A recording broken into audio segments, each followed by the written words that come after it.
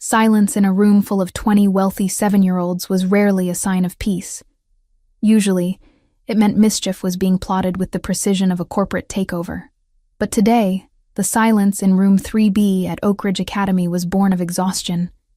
The heavy, slate-gray sky pressing against the tall windows seemed to sap the energy from the children, leaving them listless over their grammar workbooks.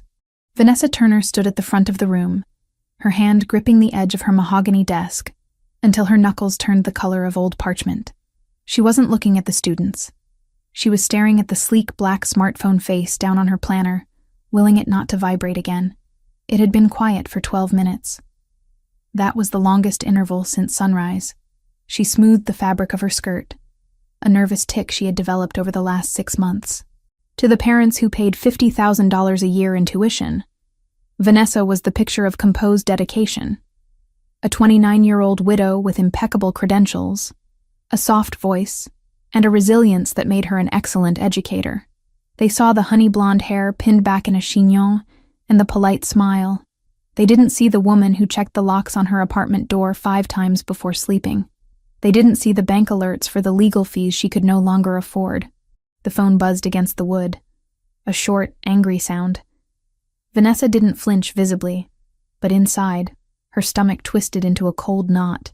She knew exactly what the message would say. Ryan Foster didn't need to be creative to be terrifying. He just needed to be consistent. He was a detective with the NYPD, a man who wore his badge not as a shield for the public, but as a weapon for his private wars. She slid the phone into her pocket without checking the screen. Reading it now would break her. She had to get through the afternoon. She had to get through the art exchange with the kindergarten class. She had to pick up Lily, one step at a time. If she looked too far ahead, the panic would swallow her whole. In the back row, closest to the radiator that clanked rhythmically, Leo Giardoni watched his teacher. He was 7 years old, but his eyes were ancient. Dark, observant, and unsettlingly intelligent, Leo didn't fit in with the other children. While they bragged about their ski trips to Aspen, or their new game consoles, Leo observed. He measured the world in silences and shadows. He liked Ms. Turner. She didn't talk down to him in that high-pitched voice adults used when they thought children were stupid. She smelled like vanilla and old books, a scent that reminded him of a memory he couldn't quite place. Perhaps from before his mother had packed a bag and vanished into the night, leaving him in the cavernous silence of his uncle's penthouse. Leo saw the way Ms. Turner's hand trembled when she reached for her water bottle. He saw the dark circles she tried to hide with concealer. He recognized the look in her eyes because he saw it in the mirror every morning. It was the look of someone waiting for the floor to drop out beneath them. "All right, everyone," Vanessa said, her voice steady despite the tremor in her hands. "Close your workbooks. It's time to head to the studio for the holiday project. Remember, we are setting an example for the kindergartners." Gentle hands. Inside voices. The class erupted into the chaotic noise of chairs scraping and zippers zipping. The energy shifted from lethargy to excitement. They were making holiday cards today. Glitter and glue were high currency. Leo moved slowly. He packed his notebook, his movements precise. He hated the chaos. He hated the noise. He wanted to go home to the quiet order of his uncle's library, but he slung his expensive leather backpack over one shoulder and joined the line. The art studio was a large, airy space down the hall, smelling of tempera paint and wet wool from the coats drying near the entrance. The kindergarten class was already there, a swarm of smaller bodies and higher-pitched voices. Vanessa moved through the room like a ghost, helping open glue sticks and mediating disputes over red markers. She scanned the room constantly, her blue eyes darting to the door every time someone walked past. She was looking for Lily. Her daughter was sitting at a low table near the window, her blonde pigtails bobbing as she aggressively colored a snowman. Lily Turner was the only bright spot in Vanessa's collapsing world. She was 6, innocent, and completely unaware that her mother was currently being blackmailed with a fabricated dossier linking her to a drug ring she had never heard of. "Mommy," Lily chirped, spotting Vanessa. "Hi, Bug," Vanessa said, forcing a brightness into her tone that she didn't feel. She touched Lily's shoulder, grounding herself. "Are you making that for Grandma?" "No, for Santa." Lily whispered conspiratorially. But it's a secret. Okay, a secret. Vanessa kissed the top of her head. I have to help with the glitter station. You stay here, okay? As Vanessa moved away, the phone in her pocket buzzed again. Long, persistent. A call. She ignored it, but the vibration felt like a brand against her hip. Leo stood near the coat racks, watching the scene. He had finished his card early, a geometrically perfect Christmas tree with no people around it. He was bored. He watched Lily Turner working on her drawing. She was intense, pressing the crayons down hard. He liked her. She didn't ask him why he didn't have a mom. She just shared her goldfish crackers. The bell rang, signaling the transition to dismissal. The controlled chaos turned into a stampede. Teachers began clapping their hands for attention, organizing lines for buses and pickup. Backpacks, everyone. Don't forget your gear. The art teacher shouted over the din. The pile of bags in the corner was a mountain of nylon and leather. Leo went to retrieve his. He was jostled by a boy named Tyler, who was rushing to get to the door. Leo stumbled, annoyed, and grabbed the strap of the bag nearest to him. It was pink. He frowned, dropping it. He reached for the black one next to it, but in the crush of 30 children grabbing their belongings, things were shifting. Another pink backpack, Lily's, was knocked over, sliding next to Leo's feet. Leo, recovering his balance, reached down. The lighting in the corner was dim, shadows stretching long as the winter sun set early. He grabbed a handle. It wasn't his bag. He realized it a second too late as he was swept up in the current of students heading for the door. He looked down. He was holding a pink backpack with a unicorn keychain. He stopped, trying to turn back. But the flow of traffic was one way. He looked around for the owner. He saw Lily Turner disappearing out the door with a black leather backpack. No, she had a pink one too. There were 3 girls with pink backpacks. Leo sighed, the weight of the error settling on his small shoulders. He would have to tell Uncle Nicholas. His uncle hated disorder. Mixing up property was disorder. He found a quiet corner in the waiting atrium, away from the noise. He sat on a bench, placing the pink bag on his lap. Curiosity, a trait his uncle encouraged, got the better of him. The front pocket was unzipped. A piece of paper was sticking out, precariously close to falling onto the muddy floor. Leo pulled it out to save it. It was the drawing Lily had been working on, but on the back, there was writing. Not schoolwork. A letter. Leo smoothed the crumpled paper. The handwriting was messy, filled with eraser marks, but legible. Dear Santa, I don't want toys. Please. My mommy is sad. She cries every night in the bathroom. She thinks I am sleeping, but I hear her. She is scared of the bad man who calls on the phone. The man said he will take me away to a foster home if she talks. Mommy says everything is okay, but her hands shake. Please help her. She is the best mommy. Make the bad man stop. I promise I will eat all my vegetables. Lily. Leo stared at the words. The sounds of the atrium, parents greeting children, the squeak of wet boots, faded into a dull roar. He felt a coldness spread through his chest, a resonance that had nothing to do with the drafty doors. She cries every night. The bad man. Leo knew about bad men. His uncle dealt with them. His uncle made them go away. But this was different. This was Ms. Turner. She was the one who gave him extra time on tests when his anxiety spiked. She was the one who never looked at him with pity, only kindness. And she was scared. He looked across the atrium. He couldn't see Ms. Turner or Lily. They must have gone to the aftercare room. He folded the letter carefully, treating it with the reverence of a holy relic, and slid it into his pocket. He wouldn't give it back. Not yet. This wasn't something a kid could fix. This was a job for the person who fixed everything. A shadow fell over him. Leo looked up. Standing there, cutting through the crowd of Upper East Side parents in puffy coats and designer scarves, was a figure that seemed carved from a different reality. Nicholas Giardoni did not blend in.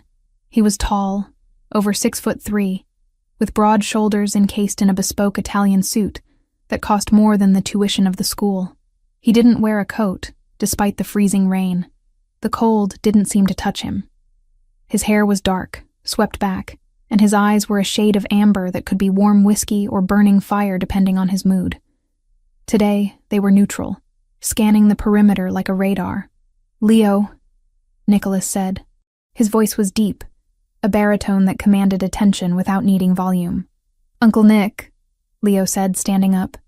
He clutched the pink backpack. Nicholas looked at the bag. One eyebrow rose, a millimeter of expression that spoke volumes. "New style?" "Mistake," Leo muttered. "It belongs to Lily, Ms. Turner's daughter." "Ms. Turner," Nicholas repeated. The name was becoming familiar. "The literature teacher. We have a meeting with her. Regarding your lack of participation in group activities." "I participate," Leo argued weakly. "I listen." "Listening is not engaging, Leo. Come, let's get this over with." Nicholas placed a hand on Leo's shoulder. It was a heavy, grounding weight. They moved through the crowd, parting the sea of parents. People moved out of Nicholas's way instinctively. They sensed the predator in their midst, the dangerous edge that money couldn't buy and social standing couldn't mask. They walked down the hallway toward room 3B. The school was quieting down now. The janitorial staff was beginning their rounds. As they approached the open door of the classroom, Nicholas slowed his pace. His instincts, honed by 15 years of surviving power struggles and assassination attempts, were always active. He heard a sound. Not a voice speaking, but a voice breaking. He held up a hand, signaling Leo to stop. They stood in the blind spot of the doorframe. Inside, Vanessa was alone. The students were gone. She was standing by the blackboard, wiping away the day's lessons. Her back was to the door, but her posture screamed defeat. Her shoulders were slumped, her head bowed. Her phone rang. She froze. Nicholas watched her reflection in the dark window pane. She stared at the device on her desk as if it were a bomb. She didn't want to answer it. He could see the terror radiating off her, a palpable aura of distress. She picked it up. Her hand was shaking so badly she almost dropped it. "Ryan, please," she answered. Her voice was thin, brittle. "I'm at work." Nicholas didn't move. He wasn't eavesdropping for pleasure. He was gathering intelligence. "Ryan, a first name, personal." "No," Vanessa whispered, and the sound was like tearing silk. "You can't do that. The dossier is fake. You know it's fake." She listened to the response, and Nicholas saw her face crumble. It wasn't just sadness, it was devastation. She dropped the eraser she was holding. It hit the floor with a puff of white chalk dust. She didn't notice. She gripped the edge of the slate board, her nails scraping against the tray. "I'll get the money," she sobbed, her voice barely audible. "Just don't come to the apartment tonight. Lily she's having nightmares. Please, just give me one more day." The person on the other end hung up. Vanessa stood there, the silence of the room rushing back in to suffocate her. She didn't scream. She didn't throw the phone. She just leaned her forehead against the cool blackboard and let out a single, ragged breath that sounded like a soul breaking. Nicholas Giardoni stood in the hall, his face an impassive mask. But beneath the tailored suit, his muscles coiled. He looked down at Leo, who was clutching the pink backpack and the letter in his pocket, looking up at his uncle with wide, pleading eyes. Leo didn't need to say it. Nicholas had heard enough. Fake dossier. Money. Nightmares. This wasn't a teacher meeting anymore. This was a situation. And Nicholas Giardoni did not like situations that involved terrified women and weeping children. It offended his sense of order. He adjusted his cuffs, his eyes darkening to the color of burnt sugar. He looked at the woman inside the room, so fragile she looked like she might shatter if the wind changed direction. He decided, in that split second, that he would be the one to pick up the pieces. He stepped into the doorway, his dress shoes making a sharp, deliberate click against the linoleum. "Ms. Turner," Nicholas said. Vanessa spun around, gasping, her hand flying to her chest. She looked at him with wide, terrified eyes, seeing a large, imposing man blocking her exit. For a second she thought it was him, the bad man. But then her eyes adjusted. Mr. Giardoni," she stammered, frantically wiping her eyes, trying to reassemble the mask of the professional teacher. I didn't hear you come in. Is it 4:30 already? It is, Nicholas said. He didn't smile. He walked into the room, taking up all the available space, his presence pressing against the walls. He stopped in front of her desk, looking down at the dropped eraser, then back up to her tear-stained face. He saw the fear. It was raw and ugly, and he saw the spark of defiance buried deep beneath it, the only thing keeping her standing. "We need to talk," Nicholas said, his voice calm, cool, and utterly absolute. "About Leo. And about the backpack my nephew seems to have acquired." Vanessa looked at Leo, then at the pink bag, confusion warring with her panic. She nodded, swallowing hard. "Of course." "Please, sit down." But Nicholas didn't sit. He stood guard, his back to the door, watching her. He had seen the enemy without ever meeting him. And he knew, with the certainty of a man who controlled empires, that the balance of power in Vanessa Turner's life was about to shift violently in her favor. The dossier landed on the glass surface of the desk with a heavy, authoritative thud that echoed through the silence of the penthouse office. It was 2 a.m, 48 hours after Nicholas Giardoni had walked out of Oak Ridge Academy with a child's plea for help burning a hole in his pocket. The city outside the floor-to-ceiling windows was a sprawling grid of electric bioluminescence, alive and indifferent. But inside, the atmosphere was stagnant, heavy with the scent of espresso and the ozone smell of laser-printed secrets. Nicholas sat in his leather chair, the high back supporting a frame that was currently rigid with suppressed violence. He didn't open the folder immediately. He took a sip of the black coffee, his eyes fixed on the man standing on the other side of the desk. "Tell me," Nicholas commanded, his voice a low rumble that vibrated in the quiet room. Silvio, his head of intelligence, adjusted his glasses. He was a small, unassuming man who could find the skeleton in a saint's closet within an hour. "It is worse than we thought, boss. The woman is drowning." Nicholas finally reached out, his manicured fingers flipping open the cover of the beige file. The first photograph was a candid shot of Vanessa Turner walking into the school. She looked exhausted, her posture defensive, clutching her purse as if it contained state secrets. "Vanessa Turner, 29, Silvio recited from memory. Widowed 3 years ago. Her husband, Mark Turner, died in a multi-car pileup on the I-95. No life insurance. The policy had lapsed 2 months prior due to a missed payment. He left her with significant debt, mostly medical bills from a previous condition he hadn't disclosed." Nicholas scanned the financial records. They were a testament to a desperate, grinding struggle. Every paycheck from the academy was immediately siphoned off to creditors, rent, and utility companies. There were gaps where she clearly hadn't eaten so her daughter could have new shoes. It was the arithmetic of survival, and the numbers didn't add up. "And the cop?" Nicholas asked, turning the page. "Detective Ryan Foster." Silvio spat the name with professional disdain. 32. Decorated on paper, but his internal affairs file has been flagged and buried 3 times in the last 5 years. Excessive force, intimidation, evidence tampering. He meets his quotas, so the precinct looks the other way. Nicholas stared at the photo of Ryan Foster. He had the kind of face that trusted authority too much, handsome in a generic, predatory way, with eyes that looked flat and dead. He and Vanessa dated for 4 months. Silvio continued. She broke it off 6 months ago. Foster didn't take it well. He's been systematically dismantling her life since. He uses police resources to run plates on anyone she speaks to. He's had her car towed 3 times for parking violations that didn't exist. And the threats? He's smart about them. Encrypted apps, burner phones, verbal warnings in dead zones where cameras don't reach.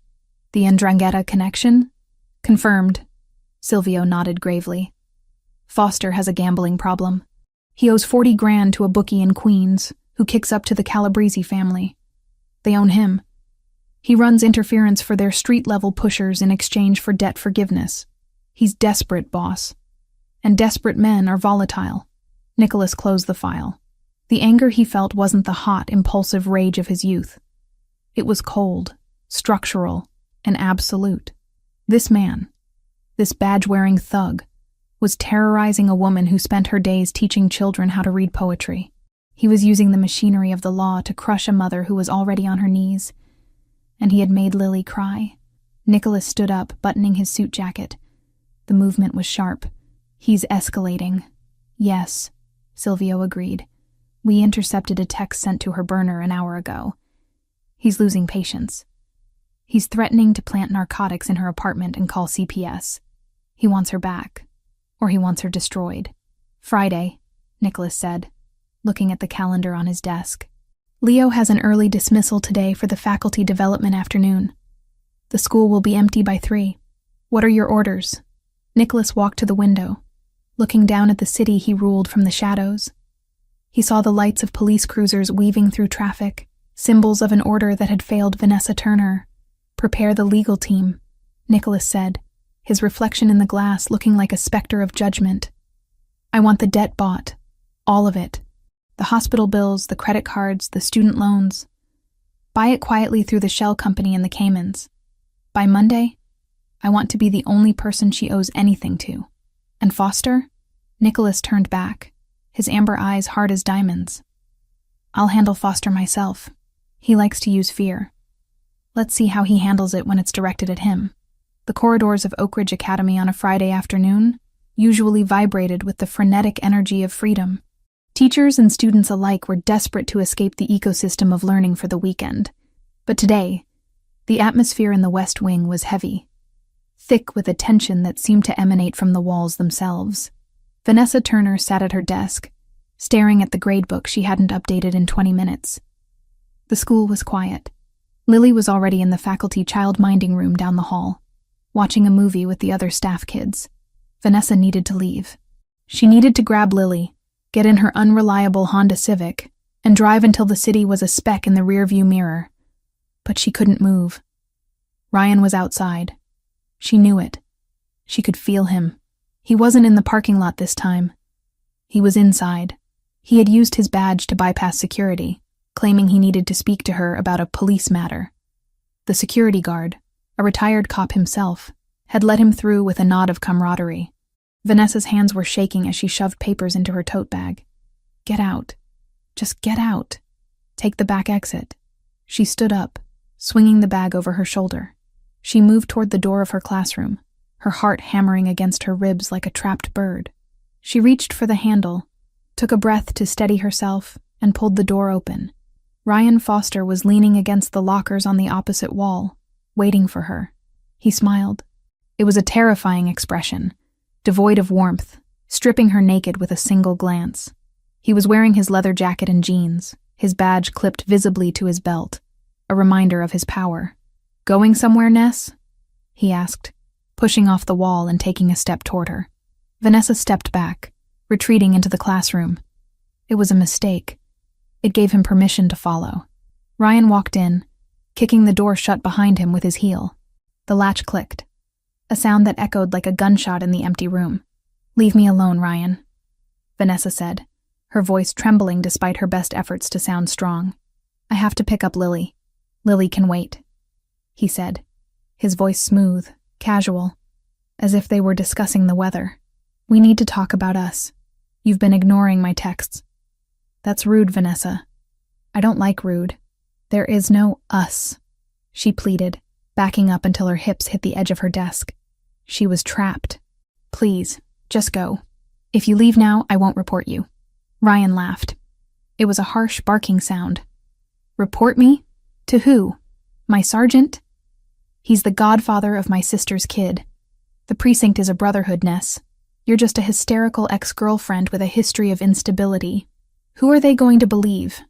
The decorated detective or the struggling widow who can't even pay her electric bill?" He closed the distance between them. He smelled of stale coffee and aggressive cologne. He loomed over her, using his height to intimidate, placing his hands on the desk on either side of her hips, caging her in. "You look tired," he murmured, leaning in close enough that she could feel the heat of his breath on her cheek. "You look like you need someone to take care of you. Why are you fighting this? You know you can't survive on your own. I can make the debt go away. I can make the investigations stop. All you have to do is be a good girl." Vanessa turned her face away, revulsion rising in her throat. "Get away from me. Look at me when I'm talking to you," Ryan roared, his facade of calm shattering instantly. He grabbed her chin, his fingers digging into her skin, forcing her to look at him. "You think you're better than me? You think because you teach at this fancy school you're too good for a cop? You're nothing without me. Nothing." Tears pricked Vanessa's eyes, hot and humiliating. She was paralyzed by the violence in his gaze. He was going to hit her. She knew the signs. The dilated pupils, the vein throbbing in his neck. "Please," she whispered. "Please what?" Ryan sneered. "Beg. Maybe if you beg nicely, I won't file that report with CPS today. I have the paperwork right here in my car. Unfit mother due to financial instability and erratic behavior. They'll take Lily straight to a group home in the Bronx." The threat hung in the air, monstrous and suffocating. "Excuse me." The voice came from the doorway. It was not loud. It was not shouted. It was conversational, polite, and colder than the bottom of the ocean. Ryan froze. His hand was still gripping Vanessa's chin. He turned his head slowly, annoyed at the interruption. Nicholas Giardoni stood in the doorway. He had reopened the door without making a sound. He was wearing a navy three-piece suit that fit him like a second skin. His posture relaxed, his hands in his pockets. But the air around him crackled with a dark, lethal electricity. "Who the hell are you?" Ryan snapped, dropping his hand from Vanessa's face and turning to face the intruder. "This is a private conversation. Get out." Nicholas didn't move. He didn't blink. He just looked at Ryan, his gaze traveling from the detective's scuffed boots to the cheap leather jacket, and finally resting on the badge. He analyzed him, dismantled him, and discarded him in the span of 3 seconds. "I believe," Nicholas said, stepping into the room, "that the lady asked you to leave. Twice." Ryan puffed out his chest, falling back on his authority. "I'm a police officer, Detective Ryan Foster. I'm conducting an investigation. Now back off, pal, before I arrest you for obstruction." Nicholas smiled. It wasn't a nice smile. It was the smile of a wolf watching a rabbit try to explain why it shouldn't be eaten. "An investigation," Nicholas repeated, savoring the word. He walked further into the room, placing himself deliberately between Ryan and Vanessa. He didn't look at her yet, but his presence formed a wall of granite shielding her. Is that what they call assaulting a woman in a classroom these days? The NYPD standards must have lowered significantly. "Listen to me," Ryan started, reaching for his handcuffs, an instinctual move to dominate. "No," Nicholas interrupted. The word was soft, but it hit like a physical blow. "You listen, detective. You are currently trespassing on private property. You are harassing a member of the faculty, and you are boring me." Ryan's face turned red. He wasn't used to being spoken to like this. People feared the badge. "You want to go downtown? Is that it? I can ruin your day in 5 minutes." Nicholas finally took his hands out of his pockets. He checked his watch, a platinum Patek Philippe that cost more than Ryan made in 5 years. "You have 30 seconds to leave this building. If you are still here at 31 seconds, I will call the commissioner. We play golf on Tuesdays. I'm sure he'd be fascinated to hear about your connections to the Ndrangheta and your gambling debts in Queens." The color drained from Ryan's face instantly.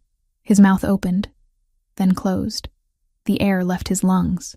How do you know about that?" Nicholas took a step forward. Ryan took a step back. "I know everything," Nicholas said, his voice dropping to a whisper that only the 3 of them could hear. "I know about the 40 grand. I know about the dossier you faked. I know about the threats. You are a small, corrupt man playing a game you do not understand, and you have drawn the attention of a player who does not lose." Ryan looked at Nicholas, really looked at him, and for the first time, he saw past the suit. He saw the predator. He recognized the look in Nicholas's eyes. It was the look of a man who had buried bodies and slept soundly afterward. Ryan swallowed hard.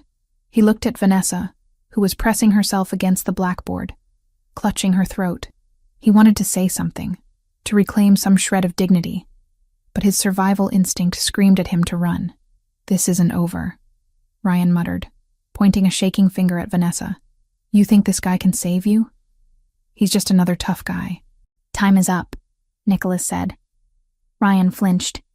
He turned and walked out of the room, his footsteps heavy and fast, fleeing the scene. Silence rushed back into the classroom. But it was different now. It wasn't the silence of fear. It was the silence of a vacuum after an explosion. Vanessa stood frozen, her chest heaving, tears finally spilling over her cheeks. She was shaking so hard her teeth chattered. She looked at the man standing in the center of her classroom. He was terrifying. He had dismantled Ryan with a few sentences. He knew things, dark things. Nicholas turned to her. The coldness vanished from his face, replaced by a grave, intense concern. He didn't move toward her immediately, respecting her space. Are you hurt? He asked. Vanessa shook her head, unable to speak. She wrapped her arms around herself, trying to hold her shattering composure together. Who are you? How do you know all that? I told you, Nicholas said gently. I'm Leo's uncle. You're Mafia, she whispered. The word hung in the air. It was the only explanation.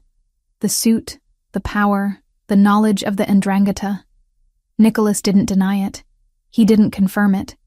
He simply reached into his jacket pocket. I am a man who solves problems, he said. And it seems you have a problem that requires a specific set of skills. He pulled out a piece of paper. It was folded, wrinkled, and covered in pencil marks. Vanessa recognized the paper stock. It was from the school art supply. Leo found this in the pink backpack, Nicholas said, extending the paper toward her. Vanessa stepped forward tentatively. She took the paper. Her hands trembled as she unfolded it. She read the wobbly block letters. Dear Santa, my mommy cries every night. Please make the bad man go away. A sob ripped through her throat. It was a guttural, raw sound of heartbreak. She covered her mouth with her hand, reading the words again. Her daughter, her baby. Lily knew. Lily had been listening to her weep in the shower.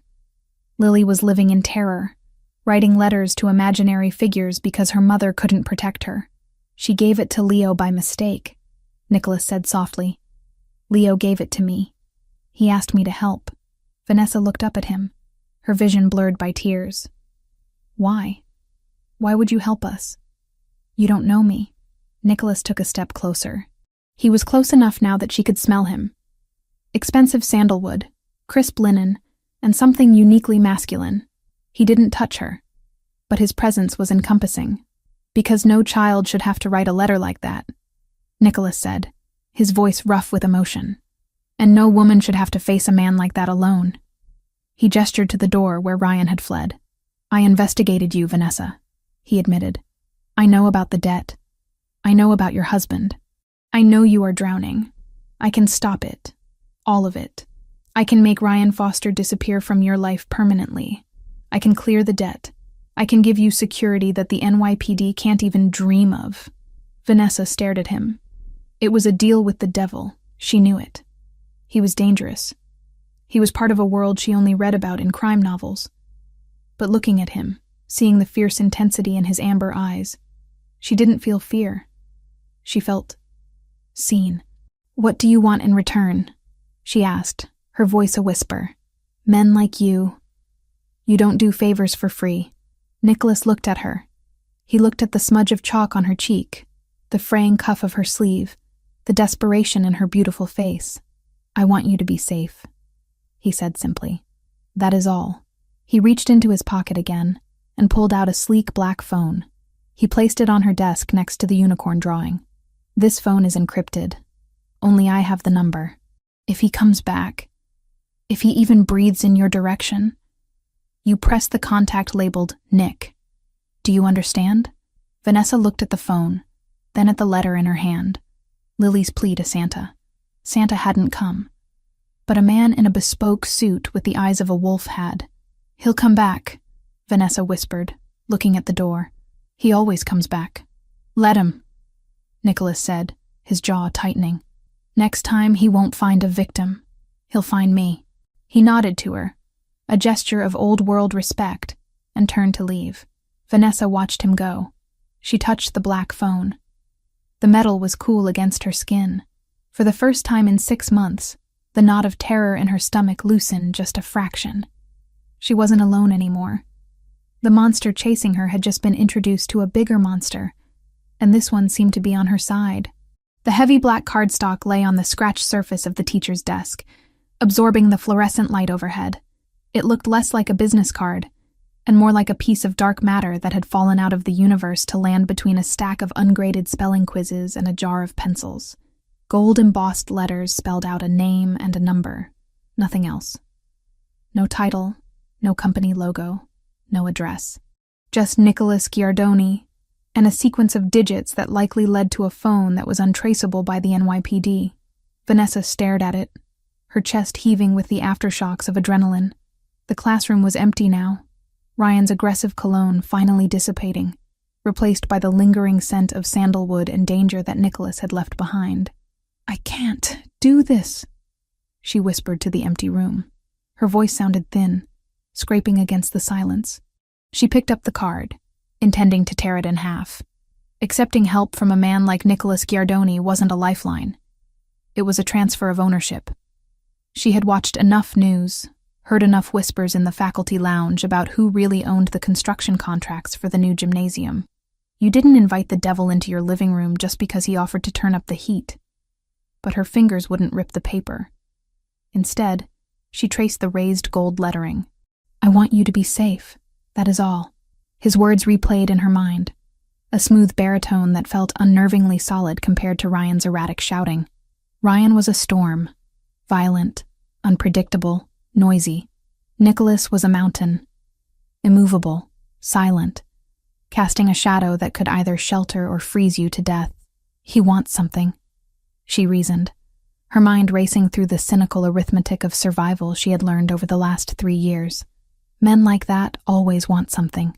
She shoved the card deep into her purse, hidden inside the zippered pocket where she kept her emergency cash.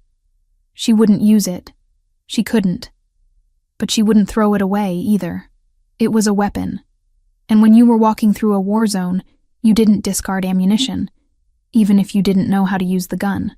The drive to pick up Lily was a blur of paranoia. Vanessa checked the rearview mirror every 3 seconds. Every black sedan was an unmarked police car. Every shadow stretching across the wet pavement was a figure waiting to strike. Her Honda Civic rattled as she navigated the potholes of Queens, the heater blowing lukewarm air that smelled of dust and old plastic. When she reached the aftercare facility, Lily was sitting by the window, her nose pressed against the glass, fogging it up.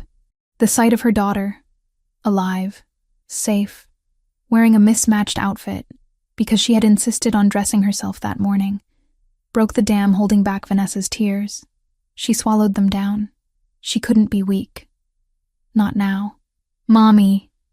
Lily launched herself into Vanessa's arms the moment the door opened. "Gotcha," Vanessa said, lifting her up. The weight of the 6-year-old was the only thing anchoring her to the earth. "Ready to go home? We can make pancakes for dinner."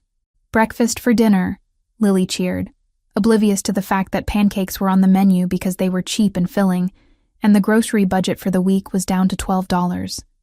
The apartment building was a pre-war structure that had survived decades of neglect. The lobby smelled of bleach and boiled cabbage. Vanessa carried Lily up the 3 flights of stairs, her muscles burning. She didn't put her daughter down until they were inside Unit 3B. The ritual began immediately. It was a routine Vanessa performed with religious fervor. Deadbolt clicked. Chain slid into place. A sturdy wooden chair wedged under the knob. She checked the window locks, even though they were on the 3rd floor, and the fire escape didn't reach their bedroom. "Mommy, why do you always put the chair there?" Lily asked, kicking off her sneakers. "Are we playing fort?" "Yes, baby," Vanessa lied, her voice steady. "It's for the fort. We have to keep the dragons out." They ate pancakes in the small kitchen, the only light coming from the stove hood to save electricity.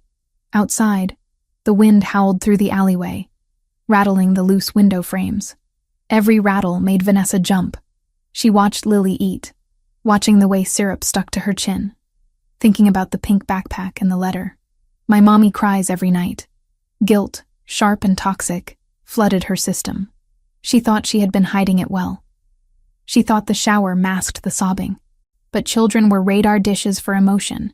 They picked up on every frequency their parents tried to jam.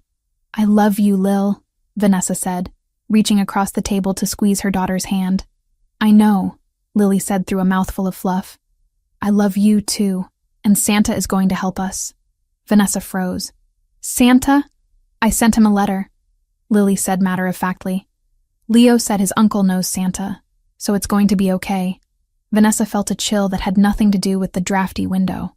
Leo, the quiet boy with the sad eyes. Nicholas hadn't just intercepted a letter. He had been invited into their lives by the innocence of 2 children. By 9 o'clock, Lily was asleep, clutching her stuffed rabbit. Vanessa sat in the living room, the encrypted black phone Nicholas had given her sitting on the coffee table like a monolith. She stared at it. It seemed to pulse with a silent invitation. Press the button. End the fear. "No," she said aloud. "I can handle this. I'll get a restraining order tomorrow. I'll go to the precinct in a different district. I'll find a lawyer who works pro bono." She fell asleep on the couch, fully dressed, a kitchen knife tucked under the cushion.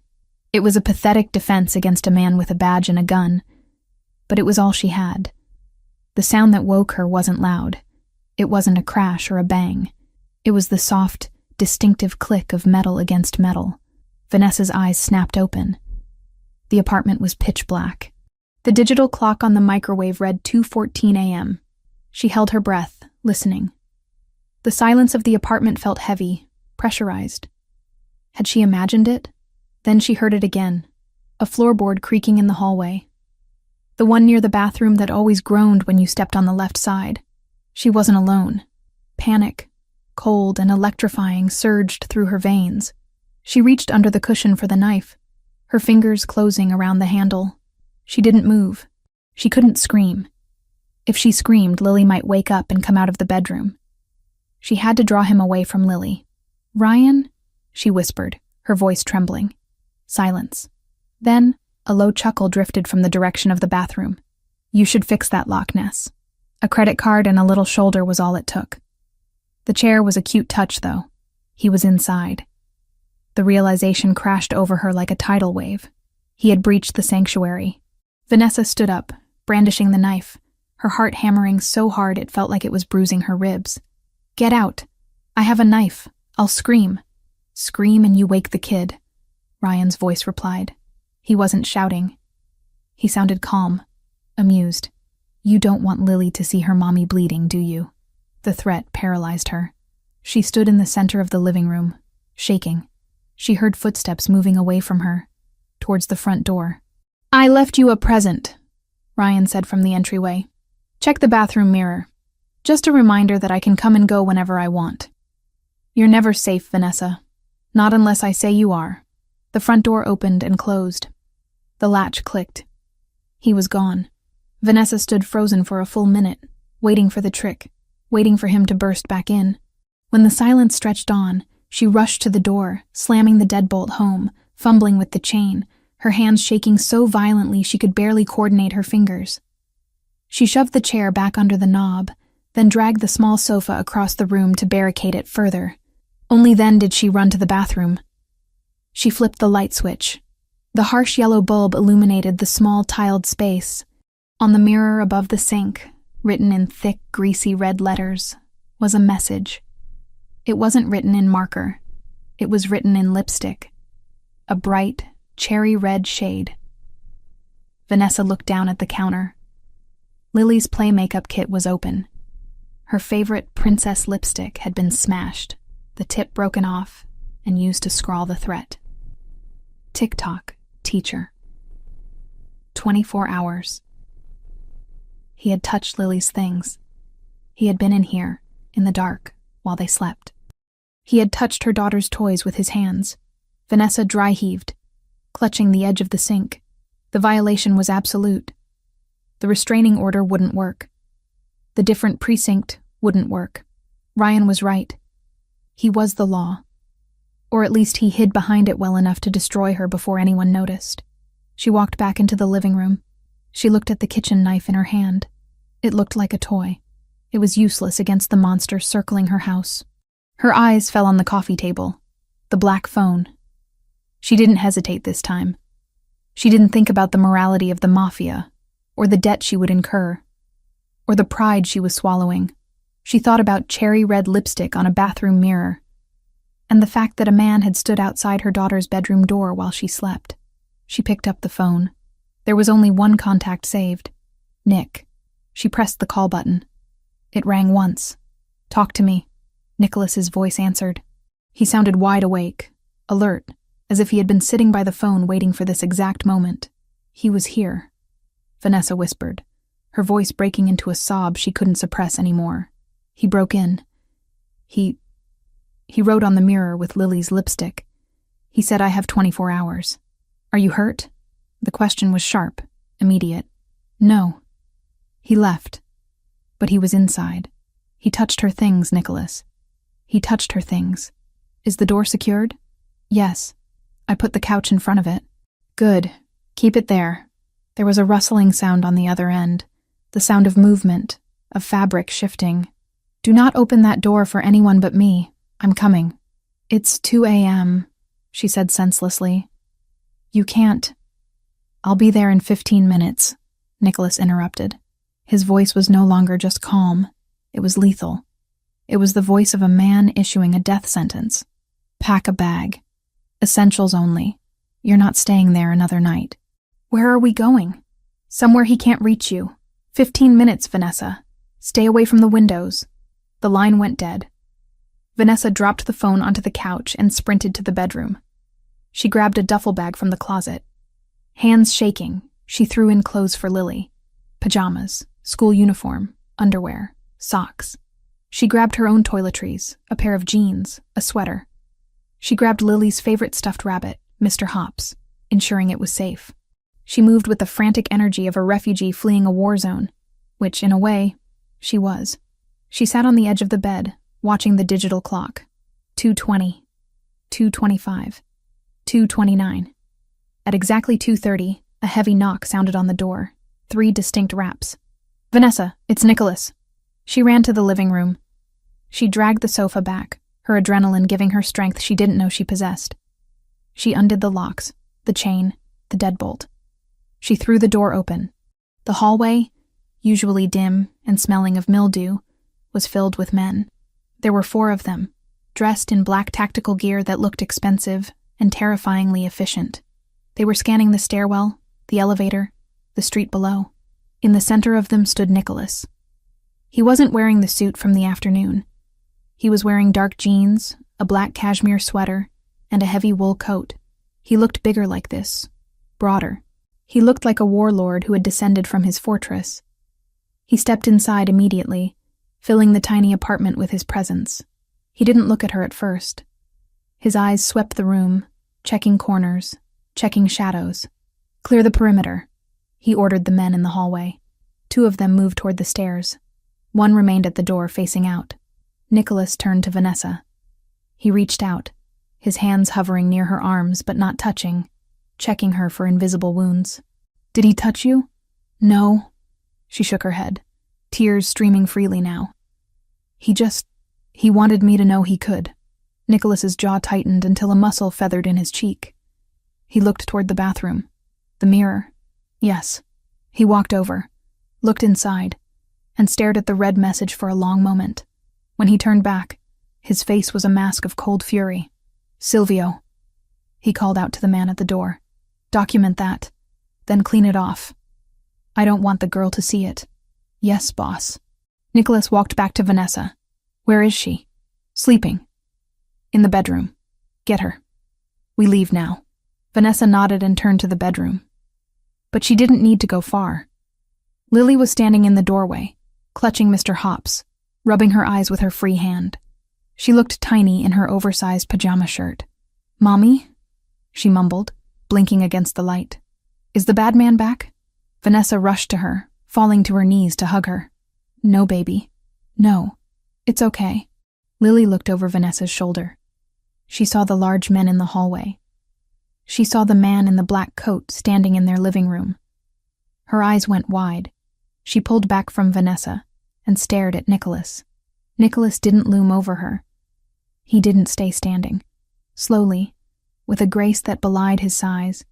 He lowered himself onto one knee, the expensive denim of his jeans pressed against the dirty linoleum floor. He brought himself down to her eye level. "Hello, Lily," he said. His voice was unrecognizable from the one that had ordered the perimeter cleared. It was soft, gentle, almost reverence. Lily took a step forward, ignoring her mother's protective grasp. She stared at Nicholas, at his dark hair, his intense eyes, the aura of absolute command he radiated. "Are you him?" she whispered. Nicholas tilted his head slightly. "Who?" "Santa," Lily breathed.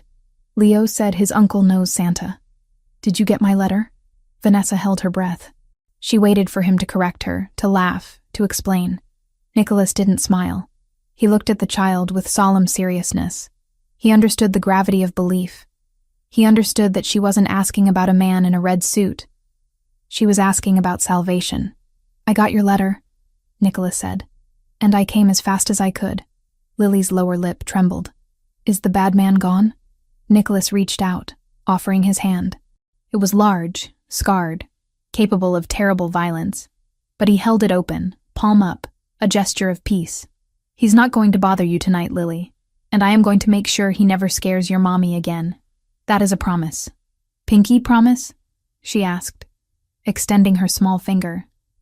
Nicholas hooked his large pinky around hers.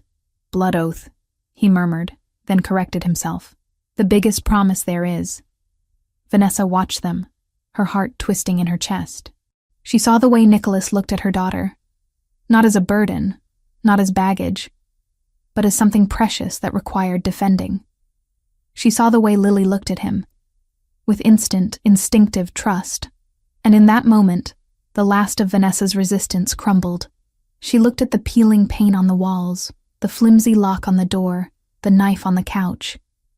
Then she looked at the man kneeling on her floor, pledging his protection to a 6-year-old. She wasn't just accepting help. She was choosing a side. "We have to go, Lily," Vanessa said, her voice steady for the first time that night. "Mr. Nicholas has a safe place for us to stay." "Like a castle?" Lily asked, looking at Nicholas. Nicholas stood up, lifting Lily effortlessly into his arms, as if she weighed nothing. He grabbed the duffel bag with his other hand. "Better than a castle," Nicholas said, walking toward the door. "It has heated floors and a chef who makes pancakes at 3 a.m. He paused at the threshold and looked back at Vanessa. "Coming?" Vanessa grabbed her purse. She took one last look at the apartment that had been her prison of fear for 6 months.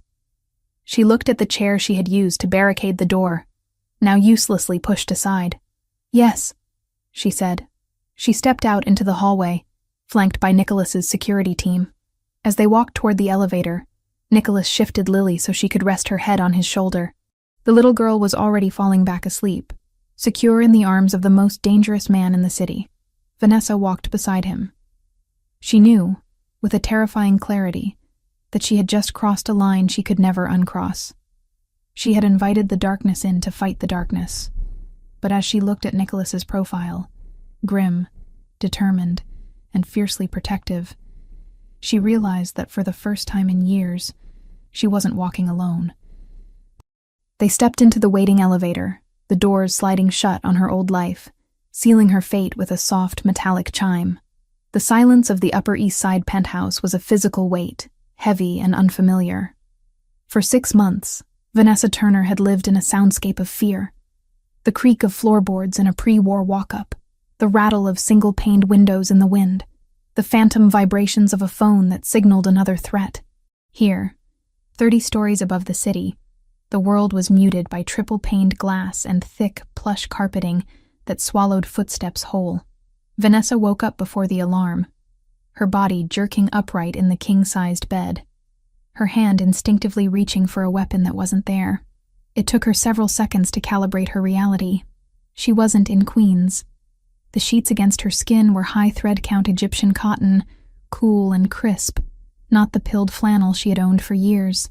The light filtering through the sheer curtains was the soft, diffuse gray of a Manhattan morning, not the harsh glare of a street lamp buzzing outside her bedroom window. She swung her legs out of bed, her toes sinking into the cream-colored rug. The apartment Nicholas had moved them into was a masterpiece of neutral tones.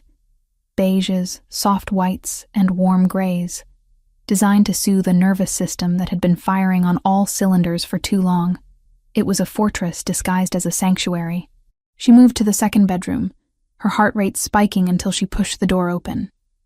Lily was asleep, sprawled across a bed that looked like a cloud, clutching Mr. Hops. The room was safe. The windows were locked. The door was solid oak. Vanessa exhaled, a long, shaky breath that released a fraction of the tension coiled in her spine. "We're here," she whispered to herself, as if saying it aloud made it true. "We're safe." But safety came with conditions, and Vanessa was not a woman who accepted charity easily. She walked into the kitchen, a space gleaming with marble and stainless steel, to find a coffee maker that probably cost more than her first car. There was a note on the counter, written in a sharp, angular script on heavy cardstock. "Marcus is outside the door. He will drive you. Eat breakfast." There was no signature, but there didn't need to be. Nicholas Giardoni's presence lingered in the instruction, commanding even when he wasn't in the room. When Nicholas arrived an hour later, Vanessa was dressed in her teaching clothes, drinking coffee with a defiance that masked her anxiety. He walked in without knocking. He had a key, of course, and the air in the room seemed to compress. He wasn't wearing the severe black suit from the night of the extraction. He wore a charcoal sweater and dark denim, looking less like a Mafia don and more like a wealthy architect, though the way his eyes scanned the room for threats betrayed his true nature. "You slept," he stated, looking at her. It wasn't a question. "A little," Vanessa replied, setting her mug down. "Nicholas, we need to talk about the arrangement." He paused, leaning against the marble island, crossing his arms over his chest. His biceps strained against the fabric of his sweater. "The arrangement is simple. You stay here. You stay alive. Ryan can't touch you." "I can't just hide here," she insisted, straightening her spine. "I have a job. I have students who depend on me. I am not going to stop living just because Ryan is trying to destroy me. If I hide, he wins." Nicholas frowned, his amber eyes darkening. "If you go out there, you are a target. Ryan is unpredictable. He's desperate." "I am a teacher," Vanessa said firmly. "It's the only piece of my identity I have left that isn't defined by being a widow or a victim. I need to go to work." They stared at each other across the kitchen island. A silent battle of wills. Vanessa expected him to bark an order, to forbid it. That's what men in his position did. They controlled. That's what Ryan would have done. Instead, Nicholas exhaled slowly. He looked at her. Really looked at her, assessing her fragility against her steel. "Fine," he said, "but you do not take the subway. You do not drive that Honda. Marcus takes you. He stays on the premises. If you move from one room to another, he knows. If you go to the bathroom, he stands outside the door." "That seems excessive," Vanessa countered, though her relief was palpable. "Excessive is my specialty," Nicholas replied, pushing off the counter. "Marcus is a former Navy SEAL. He is not a chauffeur. He is a weapon I am placing between you and the world. Treat him with respect, but do not think for a second he is there to be your friend. He is there to ensure you come home to this apartment every night." The routine established itself with a jarring speed. Vanessa went from being a woman who checked shadows to a woman who traveled in a cavalcade of protection. The black SUV that took her to Oak Ridge Academy was armored. The door thudded with a reassuring heaviness when it closed.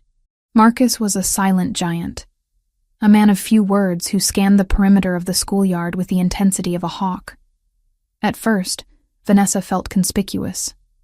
She felt like a fraud, a school teacher arriving in a vehicle meant for diplomats or warlords.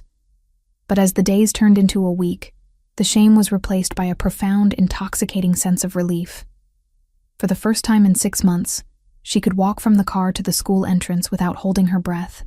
She knew Ryan was out there. Nicholas's intelligence reports confirmed he was seething, looking for an opening. But the wall around her held. Life inside the penthouse developed its own rhythm. It was a gilded cage, yes, but one filled with warmth. Nicholas visited in the evenings. He didn't come to collect on a debt. He came to cook, It started on a Tuesday. Vanessa had returned from school, exhausted, planning to make grilled cheese for Lily. She found Nicholas in the kitchen, sleeves rolled up to his elbows, revealing forearms corded with muscle and a faint scar running down his left wrist. The air smelled of garlic, basil, and simmering tomatoes. "What are you doing?" she asked, stopping in the doorway, her bag sliding from her shoulder. "Making sauce," Nicholas said, not looking up from the onions he was dicing with surgical precision. "The jarred stuff you have in the pantry is an insult to my ancestors." I didn't know you cooked. There are many things you don't know about me, Vanessa," he murmured, scraping the onions into a pan. The sizzle was loud in the quiet room. "Go change. Wash the day off. Dinner will be ready in 20 minutes. It became a pattern. He would arrive, cook, and they would eat together. It was domesticity viewed through a funhouse mirror. The Mafia boss and the literature teacher breaking bread while a bodyguard stood watch in the hallway. Conversations were tentative at first, navigating the minefield of their realities. But food has a way of disarming defenses. Over plates of osso buco and risotto Milanese, the layers began to peel back. "Why?" Vanessa asked one night. It had been 2 weeks since the extraction. Lily was asleep in the other room, tired out from a Saturday playdate with Leo, who had become a fixture in the house. Nicholas paused, his wine glass halfway to his mouth. "Why what? Why this?" She gestured around the room, at the luxury, at him. "You bought my debt. You put a security team on me that cost more than my annual salary. You cooked dinner for my daughter. This isn't just about a letter to Santa, Nicholas. You don't strike me as a man who believes in fairy tales." Nicholas set the glass down. The amber liquid swirled, catching the light. He looked at her, his expression stripping away the charming host mask to reveal the scarred man beneath. "My mother," he said quietly. The temperature in the room seemed to drop. She was a saint, a soft woman. She loved opera and gardening. My father, he was efficient, cold, but he wasn't the problem. It was her second husband. After my father went to prison the first time, she remarried. A man who smiled in public and broke things in private. Vanessa held her breath. She recognized the narrative. It was the same story she had lived, just told in a different voice. "I was 10, Nicholas continued, his gaze unfocused, looking at a point in the past. "I heard it, every night, the shouting, the breaking glass, the apologies in the morning. I was small, weak. I couldn't stop him. One night he went too far. She didn't wake up." "Nicholas," Vanessa whispered, her hand instinctively reaching across the table, hovering near his. He looked at her hand, then up to her eyes. "My father got out of prison a year later. He took over the family business. He taught me that power is the only thing that matters, because power is the only thing that protects. I made a vow when I buried her. I swore that if I ever had the power to stop a man like that, I would. I don't care about the law. The law didn't save my mother. The law isn't saving you." Vanessa felt a tear slide down her cheek. "Ryan wasn't like this in the beginning," she confessed, her voice trembling. "He was charming, protective. It felt good, you know? To be wanted that much. To have someone who wanted to know where I was every second. Control often masquerades as care," Nicholas said, his voice hard. "Then I said no," Vanessa said, staring at the tablecloth. "He proposed. I wasn't ready. Mark hadn't been gone that long, and something felt off. When I said no, the mask fell. It wasn't sadness. It was rage. He started small, checking my receipts, criticizing my clothes, then the financial stuff. He knew I was struggling. He used it. He wanted me broken, so he could be the only one to fix me. He wanted a possession, not a partner," Nicholas corrected. "And now I'm here." She looked up at him, her blue eyes searching his face, in another man's house, under another man's protection. "How do I know this isn't just a different version of the same trap? How do I know I'm not trading a jailer for a warden?" It was the question that had been haunting her. Nicholas didn't get angry. He didn't offer platitudes. He leaned forward, his elbows on the table, closing the distance between them without touching her. "Because the door is unlocked, Vanessa," he said intensely. You can leave. Right now. You can take Lily and go to Ohio, or Florida, or Paris. I will fund it. I will give you new identities. I will make sure you never see me again, if that is what you want. I am not keeping you here to own you. I am keeping you here to keep you breathing. The sincerity in his voice was a physical force. It hit her in the chest, knocking the wind out of her cynical defenses. He wasn't Ryan. Ryan needed her to be weak. Nicholas was giving her the space to be strong. I don't want to leave, she admitted, the words barely a whisper. Good, Nicholas said, and the corner of his mouth ticked up in a ghost of a smile, because Leo would be devastated. He thinks you're the only person who understands why he draws everything in black and white. The mention of Leo brought a lightness back to the conversation. Saturday playdates had become the highlight of the week. Leo, usually so solemn and withdrawn, came alive around Lily. Lily was a force of nature, loud, colorful, demanding joy. She dragged Leo into her orbit, forcing him to play dress-up, to build forts, to be a child. Vanessa watched them from the kitchen doorway sometimes, seeing the way Leo protected Lily, the way he anticipated her needs. It was a miniature reflection of the man standing beside her. He's a good boy, Vanessa said. He carries a lot of weight for a 7-year-old. He saw too much too young, Nicholas said, standing up to clear the plates. Like me. Vanessa stood up too. They were close now, standing in the narrow space between the table and the counter, the air between them charged with a sudden, undeniable electricity. It wasn't just gratitude anymore. It was attraction. It was the way his shirts fit across his shoulders. It was the way he looked at her, not as a victim, but as a woman who had walked through fire and come out carrying her daughter. She saw his gaze drop to her lips, then flick back up to her eyes. He wanted to kiss her. She could feel the desire radiating off him, heat against her skin, and God help her. She wanted him to. She wanted to feel something other than fear. She wanted to feel his strength wrapped around her, not as a shield, but as an embrace. But she froze. The trauma was still there, a jagged glass wall between her and intimacy. Nicholas saw the hesitation. He saw the minute tensing of her shoulders.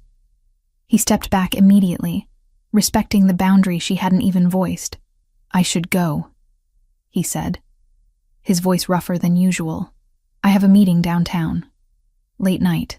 Thank you, Vanessa said, her voice breathless. For dinner, for everything. You don't need to thank me for doing what is right. He walked to the door. Before he left, he turned back. Sleep well, Vanessa. Marcus is on duty. Nothing gets through that door. Good night, Nicholas. When the door clicked shut, the silence returned, but it wasn't heavy anymore. It was filled with possibility. Vanessa touched her lips, imagining the kiss that hadn't happened. She wasn't just safe. She was starting to feel alive. The next morning, the reality of her dual life hit her. She was grading papers at the kitchen table while Lily watched cartoons. The sun was streaming in, making the room feel bright and hopeful. Mommy, look! Lily pointed at the TV. It's the park. Can we go to the park, please? I haven't been on a swing forever. Vanessa hesitated. The park was public. The park was open. But they had been cooped up for nearly 3 weeks. Lily was climbing the walls. We have to ask Marcus, Vanessa said. Marcus, standing by the door like a statue, nodded once. Central Park is fine, ma'am. We stick to the open areas. I'll have a second unit trail us. A second unit? Vanessa asked. Standard procedure for open ground, Marcus replied. The outing was a military operation disguised as a family afternoon. They took the SUV. They walked to a playground that was fenced in. Marcus stood at the gate, his eyes constantly moving behind dark sunglasses. 2 other men, dressed in jogging clothes but clearly not jogging, loitered near the perimeter. Vanessa sat on a bench, watching Lily pump her legs on the swing, soaring higher and higher. Her daughter's laughter drifted on the wind, a sound of pure, unadulterated joy. She took a deep breath of the cold winter air. For the first time, she allowed herself to imagine a future. Maybe, just maybe, this wasn't temporary. Maybe she could build a life here. Not as Nicholas's charity case, but as something else. Her phone buzzed. It was the encrypted black phone. Nicholas. I hope she's enjoying the swings. Tell Marcus to check in at 1400 hours. Vanessa smiled, typing back. She loves it. You should be here. She stared at the message before sending it. It was bold. It was an invitation. She pressed send before she could lose her nerve. The reply came instant. Nicholas. Soon. I have some trash to take out first. Vanessa didn't ask what the trash was. She knew. Somewhere in the city, Nicholas was dismantling the threats against her. She should have felt guilty about the violence that implied. She should have felt morally compromised. But as she watched Lily jump off the swing and land in the wood chips, safe and happy, Vanessa realized she didn't care about the morality of the wolf. She only cared that he was guarding her door. That evening, when they returned to the penthouse, the atmosphere had shifted. It felt like home. Vanessa put Lily to bed, and then sat on the plush sofa. A book of poetry in her lap that she wasn't reading. She was waiting. When Nicholas arrived, he looked tired. There were lines of strain around his eyes, and his knuckles were bruised. He didn't offer an explanation, and she didn't ask for one. Is it done? She asked softly. Not yet, Nicholas said, pouring himself a drink from the crystal decanter on the sideboard. Ryan is persistent. He's trying to find leverage. He's digging into old files, trying to find dirt on me to trade. Will he find anything? Nicholas took a sip of the whiskey.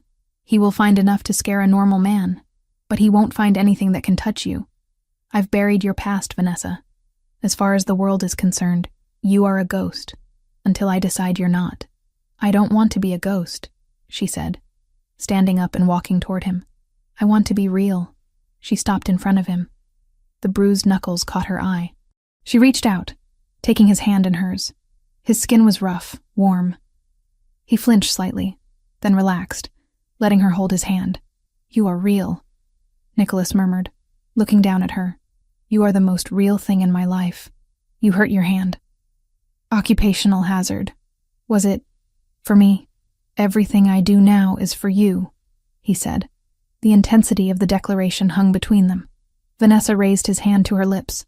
She kissed the bruised knuckles, a gesture of acceptance, of gratitude, and of something deeper. Thank you. Nicholas made a sound low in his throat.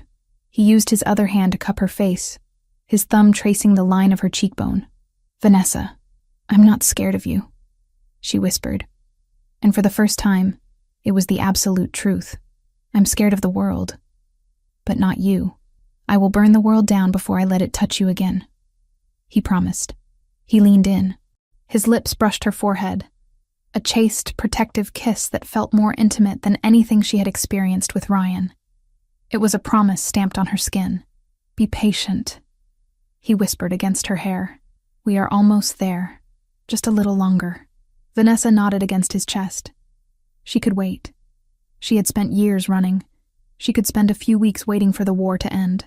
She closed her eyes, listening to the steady, powerful rhythm of his heart, and for the first time in her life, she allowed herself to believe that the fairy tale might actually have a happy ending, even if the prince was wearing a gun under his jacket.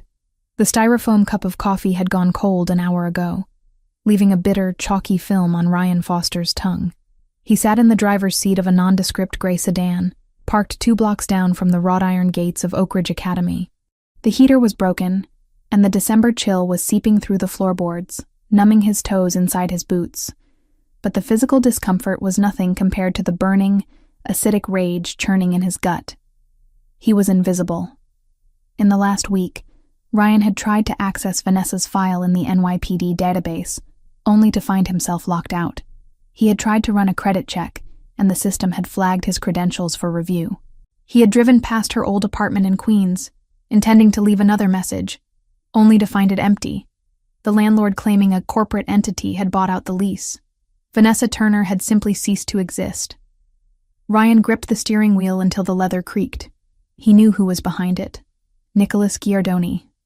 The name was whispered in the precinct locker rooms, usually followed by a nervous laugh or a change of subject. Giardoni wasn't just a mobster. He was an institution. He didn't just break legs. He erased people. And he had taken Vanessa. She thinks she's better than me, Ryan muttered to the empty car, his eyes fixed on the rearview mirror. She thinks she can trade up, upgrade from a detective to a Don.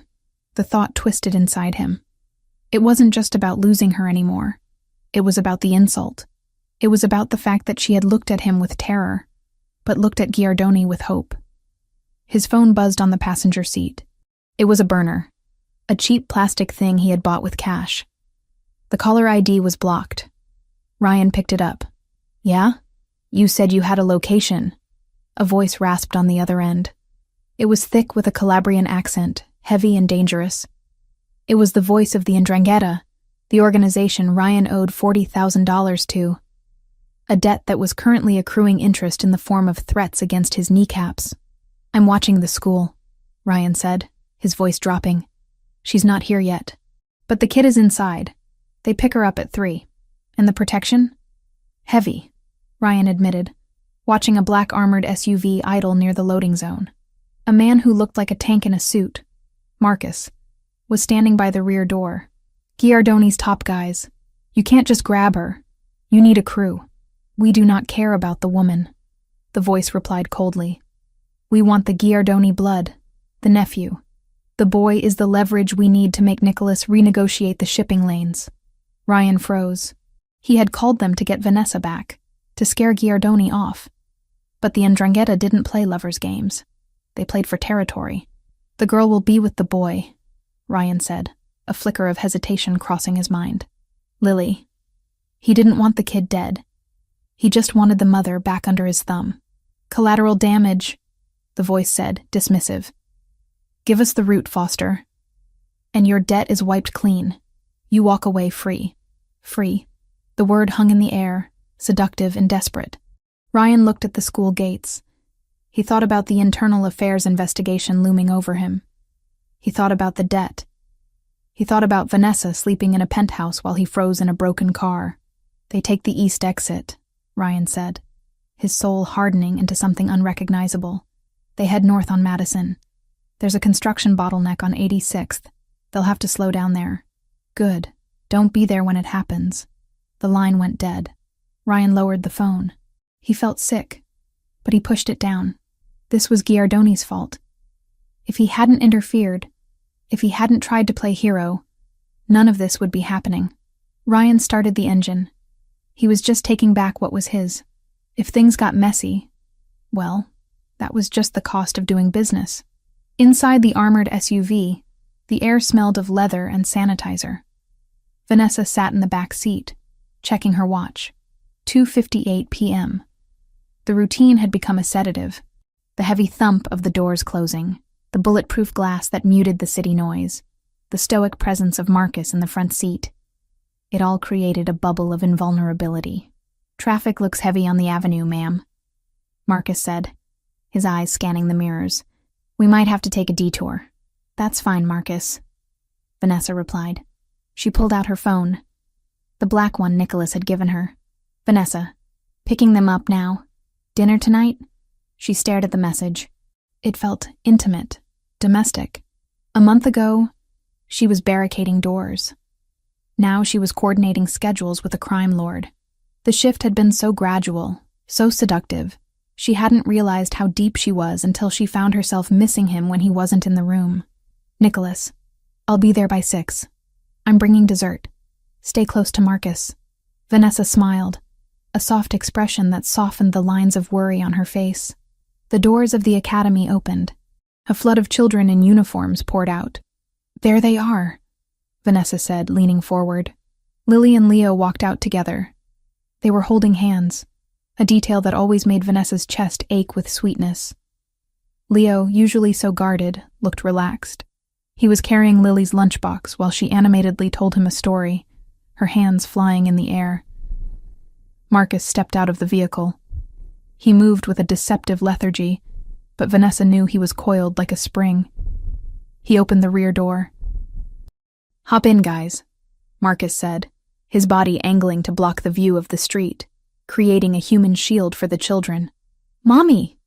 Lily climbed in, scrambling over the seat to buckle herself. "Leo shared his fruit snacks with me because mine fell in the mud. That was very nice of you, Leo, Vanessa said, smiling at the boy as he climbed in next to Lily. Leo shrugged, his cheeks flushing slightly. It's okay. I didn't want them anyway. Marcus closed the door with a solid thud. He slid into the driver's seat and locked the doors. Everyone buckled? Yes, the children chorused. The SUV pulled away from the curb, merging into the aggressive flow of Manhattan traffic. Vanessa looked at the two children in the rearview mirror. They were safe. They were happy. For the first time, she allowed herself to relax fully into the leather seat. They turned onto 86th Street. Orange cones funneled the traffic into a single lane. A large delivery truck was stalled up ahead, its hazards blinking. Hold on, Marcus said sharply. His tone had changed. The relaxed chauffeur was gone. The Navy SEAL was back. What is it? Vanessa asked, sensing the shift. That truck. It's not stalled. No driver in the cab. Before Vanessa could process the words, a white van screeched out of the alleyway to their right, jumping the curb and slamming into the side of the SUV. The impact was deafening. Metal shrieked against metal. The heavy armored car rocked violently, thrown sideways but not tipping over. Heads down! Get down! Marcus roared. Vanessa didn't think. Instinct took over. She threw herself across the back seat, covering Lily and Leo with her body. Get down! The side window, the one right next to where Leo's head had been seconds ago, spider-webbed into 1,000 opaque fractures. It didn't shatter.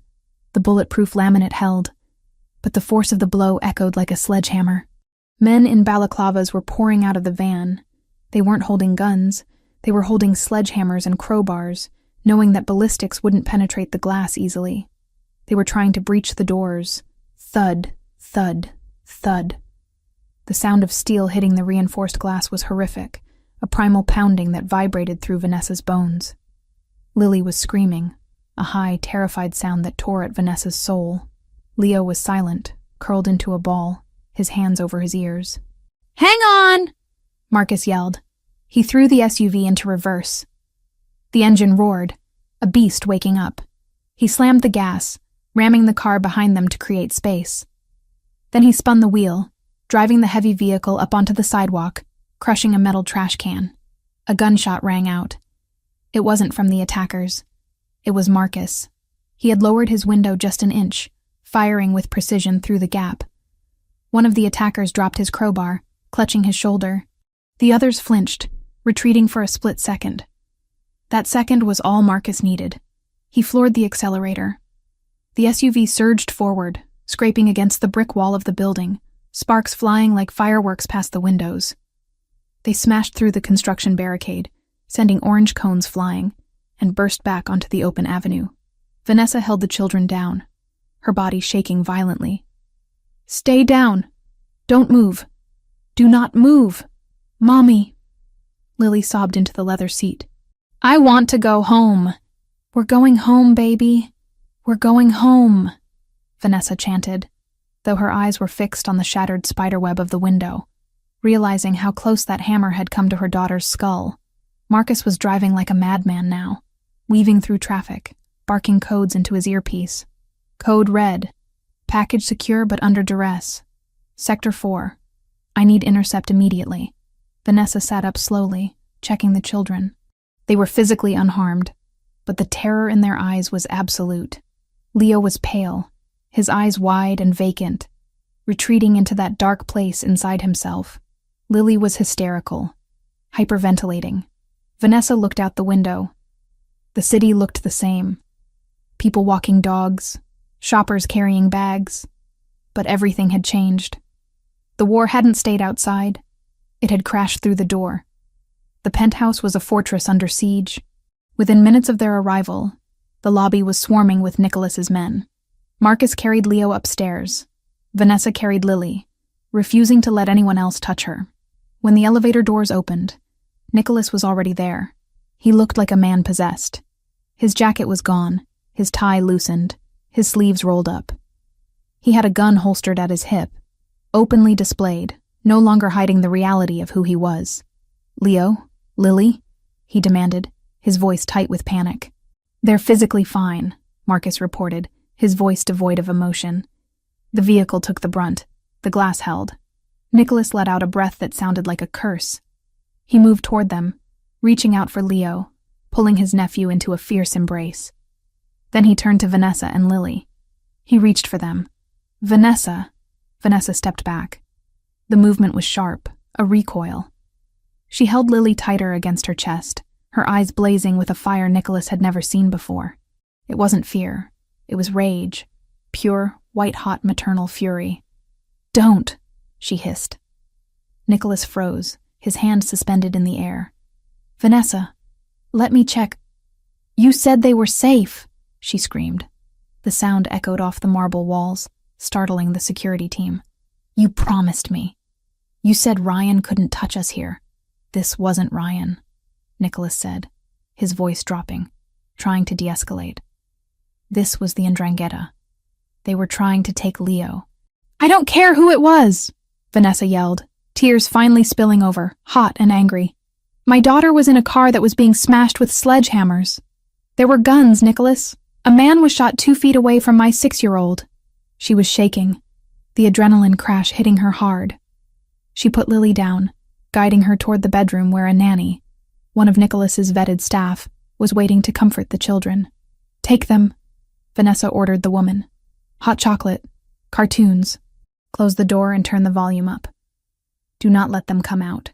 As soon as the bedroom door clicked shut, Vanessa spun on Nicholas. "You brought this to us," she accused, advancing on him. "I thought Ryan was the danger. But you are a magnet for war. You put my daughter in the crossfire of a Mafia feud." "I protected her," Nicholas roared back, his own control snapping. The fear of losing them had stripped away his composure. "My men saved them. If you had been in that Honda of yours, you would be dead right now. Ryan sold you out, Vanessa. He gave them the route. Because of you," she countered, poking him in the chest. "Because he can't get to me. He went to them. We are pawns in your game. I am not doing this anymore. I am taking Lily and I am leaving." "No, you are not." The command was absolute. Nicholas stepped into her space, towering over her. "You are not leaving this apartment. The Ndrangheta has marked us. If you walk out that door, you won't make it to the airport. They don't care that you're innocent. They care that you are mine." "Yours," Vanessa laughed, a harsh, hysterical sound. "I am not yours, Nicholas. I am a mother, and you are the reason my child is traumatized. I am the reason she is alive." Nicholas grabbed her shoulders, giving her a slight shake to break her hysteria. "Look at me. Ryan tried to have you kidnapped. The Ndrangheta tried to take Leo. Do you think you can fight them with a restraining order and a kitchen knife? I am the only wall standing between you and a shallow grave." Vanessa stared at him. She saw the fear in his eyes, not for himself, but for her. She saw the desperation. And beneath it all, she saw the guilt. "Is it worth it?" she whispered, the fight draining out of her, replaced by a hollow ache. "Is all this power, all this money? Is it worth it if you can't even keep a 7-year-old safe on a school run?" Nicholas flinched as if she had slapped him. He released her shoulders and stepped back. He looked at his hands, then at the gun on his hip. "No," he admitted, his voice ragged. "It's not." He walked over to the window, looking out at the city that was slowly turning dark. "I thought I could control it. I thought I was strong enough to keep the darkness out of this house. I was arrogant." He turned back to her. He looked older, tired. "I would give it all up," he said quietly. "The business, the territory, the money. I would burn it all down right now if it meant undoing what happened today. I would walk away from everything just to see you smile again." Vanessa watched him. She wanted to believe him. She wanted to run into his arms and let him hold her, but the sound of metal hitting glass was still ringing in her ears. "But you can't," she said. "Can you?" "No," Nicholas said, the word heavy with defeat. "Not now. Not while they are hunting us. If I show weakness now, if I step down, they will kill us all. The only way out is through." He walked over to the sideboard and poured a drink. His hand was shaking. The invincible Don, the man who frightened the NYPD, was trembling. "I'm sorry," he whispered. Vanessa looked at the bedroom door where the children were hiding. Then she looked at the man standing alone in the middle of his empire. She realized with a sinking heart that he was right. Leaving was a death sentence. Staying was a nightmare. "Fix it," she said, her voice hard. Nicholas looked up. "You said you fix things," Vanessa said, wiping her tears with the back of her hand. "You said you are the monster that bad men fear. Then go be the monster, Nicholas. End this. Destroy Ryan. Destroy the people who touched my daughter's car. Do whatever you have to do. But do not come back to me until it is done." Nicholas set the glass down. The steel returned to his spine. The amber eyes cleared, the hesitation evaporating. She had given him permission. She had given him a directive. "I will," Nicholas promised. "I will rain hell on them." He walked to the door. He didn't try to kiss her. He didn't try to touch her. He knew he had lost that privilege the moment the glass cracked. He opened the door, stopping only to look back at her one last time. "Lock the door, Vanessa, and don't wait up." He left. Vanessa stood in the silence of the penthouse. She walked over to the door and engaged the deadbolt, the chain, and the electronic keypad. Then she slid down to the floor, pulling her knees to her chest. And finally, silently, she began to scream into her hands. The silence that descended upon the penthouse in the days following the attack was not the peaceful quiet of safety.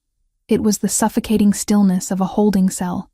The heavy velvet curtains were drawn tight against the panoramic windows, shutting out the gray Manhattan skyline and the world that had tried to smash its way in with sledgehammers.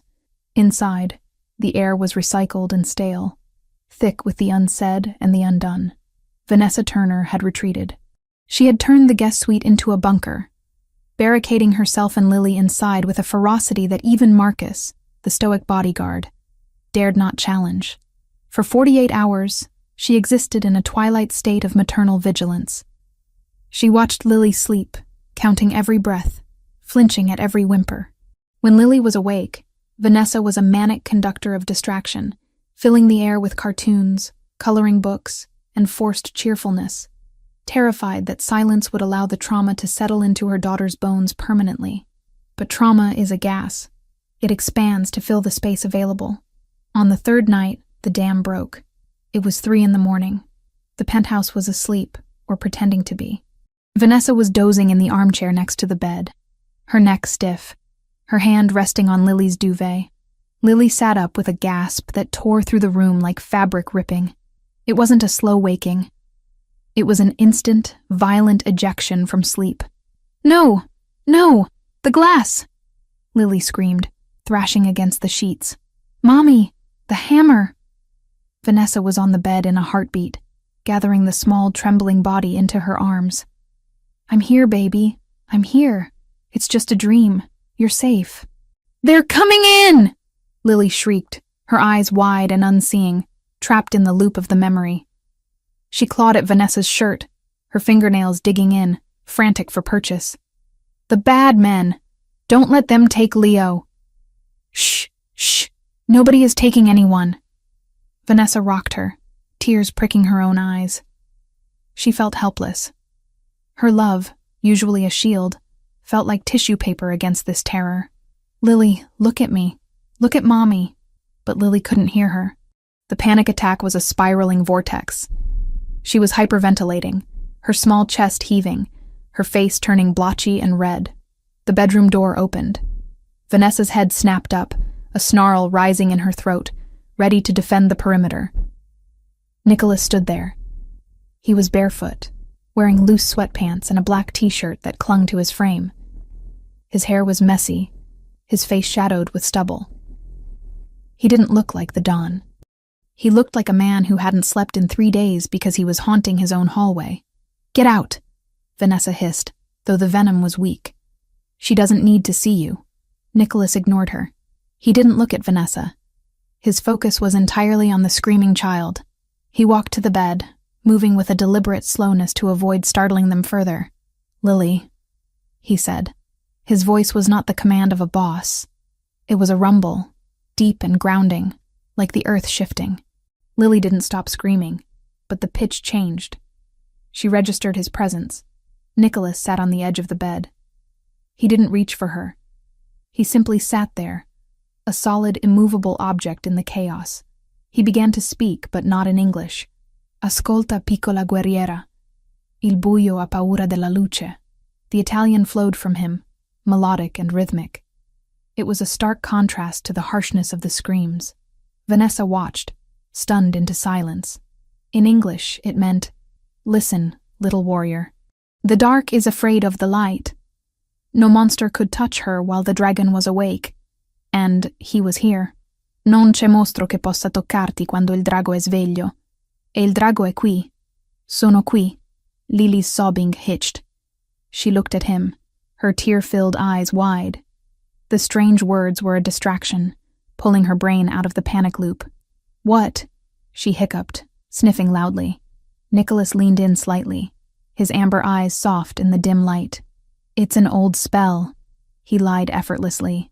"My nonna taught it to me. It keeps the nightmares locked in a box." "A spell?" Lily whispered, her grip on Vanessa loosening slightly. "See." Nicholas nodded solemnly. "But it only works if you breathe with me. Can you do that?" "Like this." He took a deep, exaggerated breath, inhaling through his nose and exhaling slowly through his mouth. Lily watched him, fascinated. Slowly, shakily, she mimicked him. Again, Nicholas instructed softly.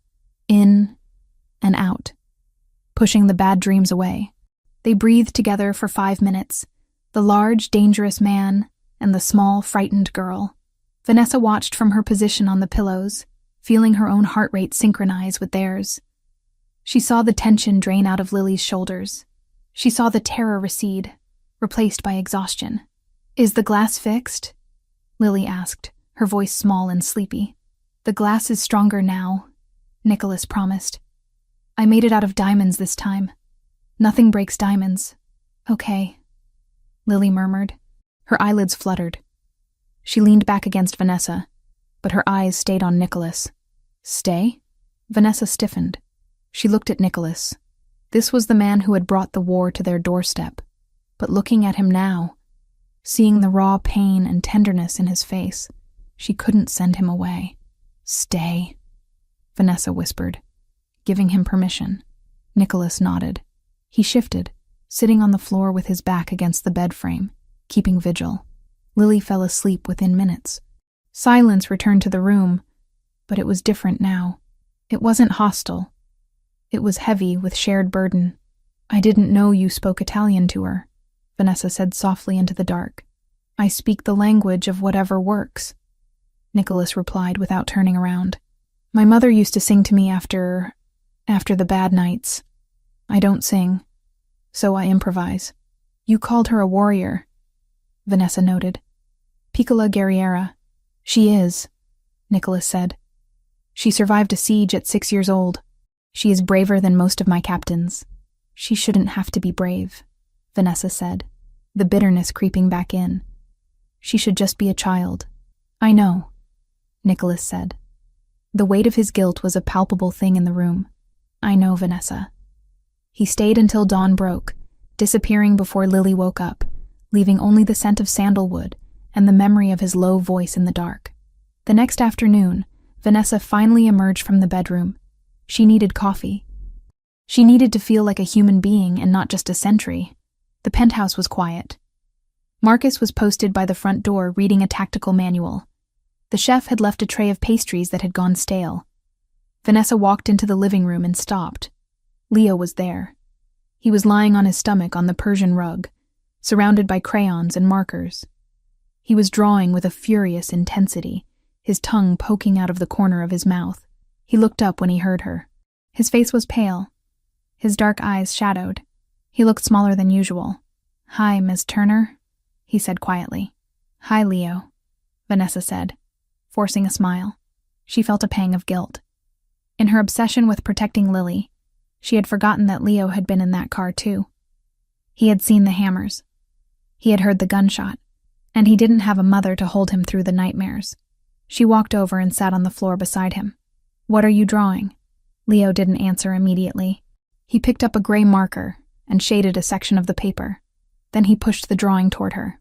It wasn't the usual stick figures. Leo was talented. The drawing showed a large, imposing structure, a castle, or maybe a fortress. It had high walls made of black bricks. Inside the walls, there were 4 figures. A tall man in a suit, drawn in black ink. Nicholas. A woman with long yellow hair. Vanessa. A little girl with pigtails holding a flower. Lily. And a smaller boy, standing slightly apart, holding a shield. Leo. This is us, Leo explained, pointing to the figures. Inside the fort. The walls are magic. Bad guys can't climb them. Vanessa traced the lines of the drawing. It was beautiful and heartbreaking. It was a child's desperate attempt to create order out of chaos. It's wonderful, Leo, she said, her throat tight. You made the walls very strong. Leo looked down at his hands. He was twisting the gray marker, his knuckles white. Are you going to leave? He asked.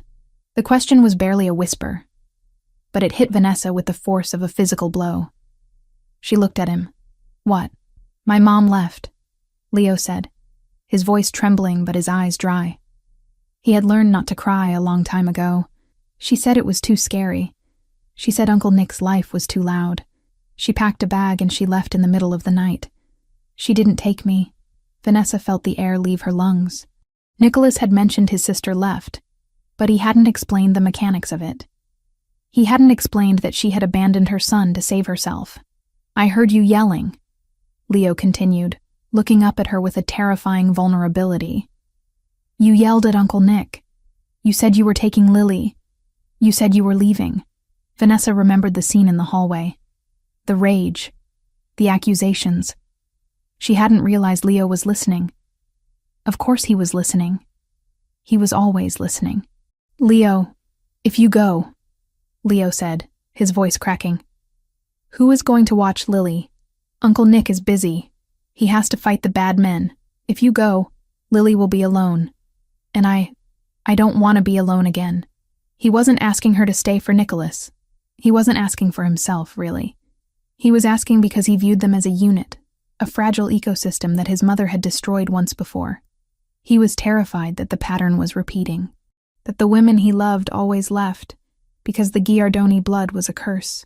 Vanessa looked at the drawing, the fortress, the 4 of them inside. She realized with a sudden jarring clarity that her plan to leave was a fantasy. If she left, she would be dragging Lily back into a world where Ryan Foster could hunt them. Without Nicholas, she was vulnerable.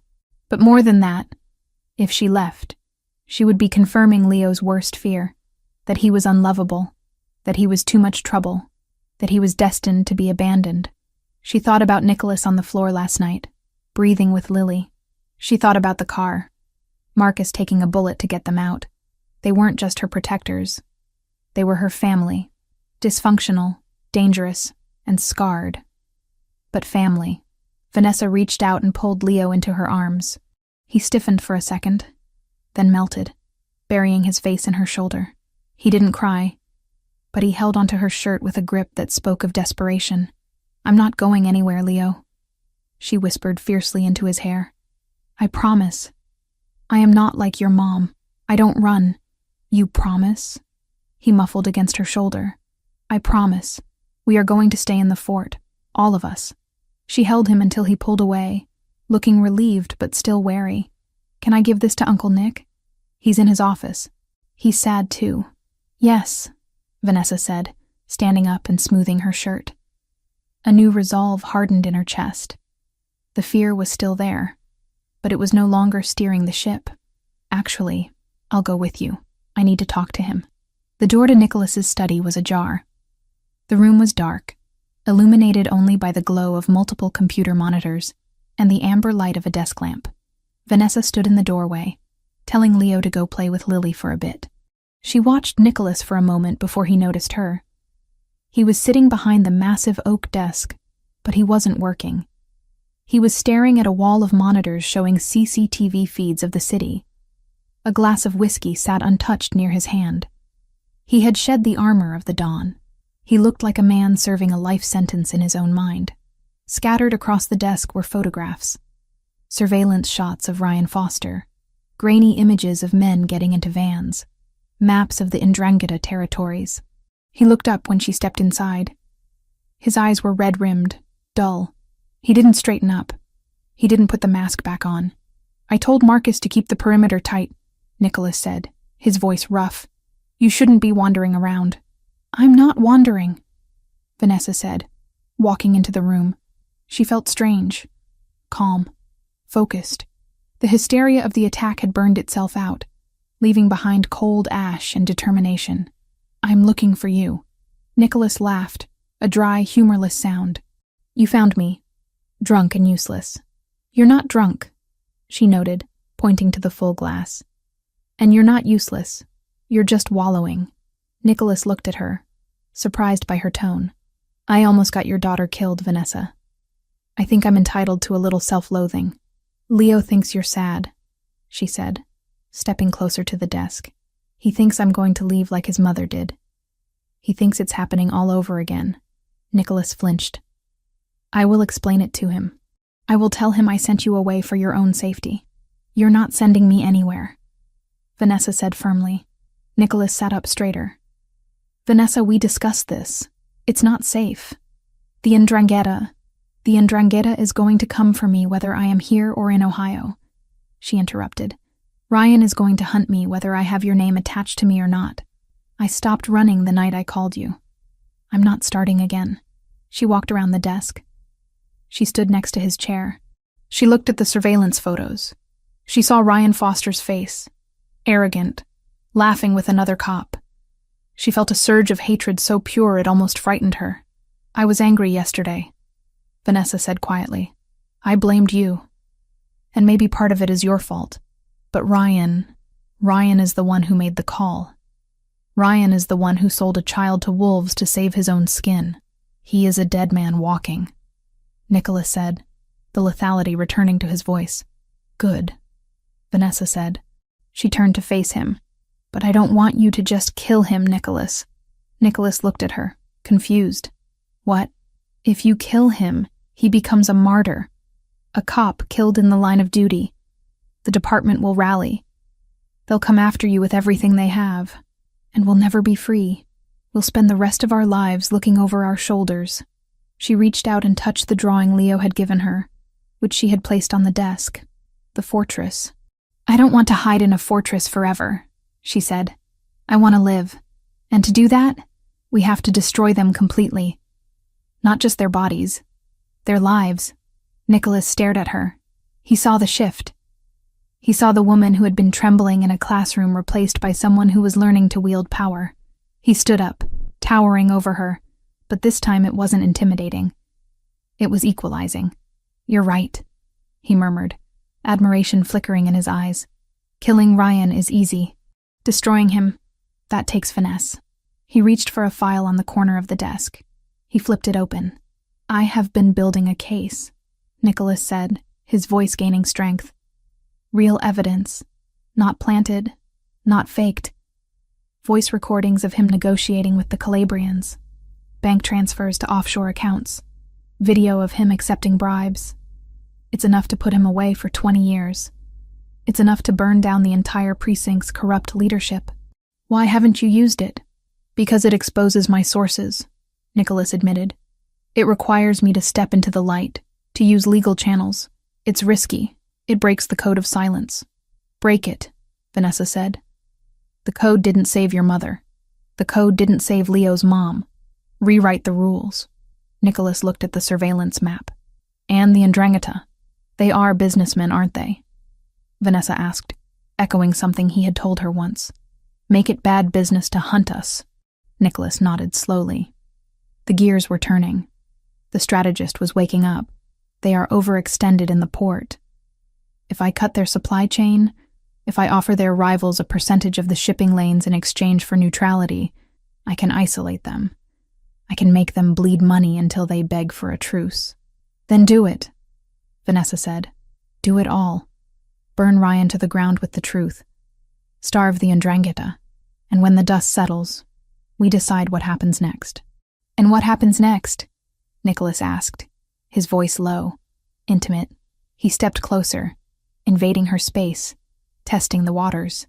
Vanessa didn't back down. She looked up at him. She saw the scars, the exhaustion, the violence, and the desperate love he held for his family. "You offered me a choice," she said. "You said I could go, or I could stay.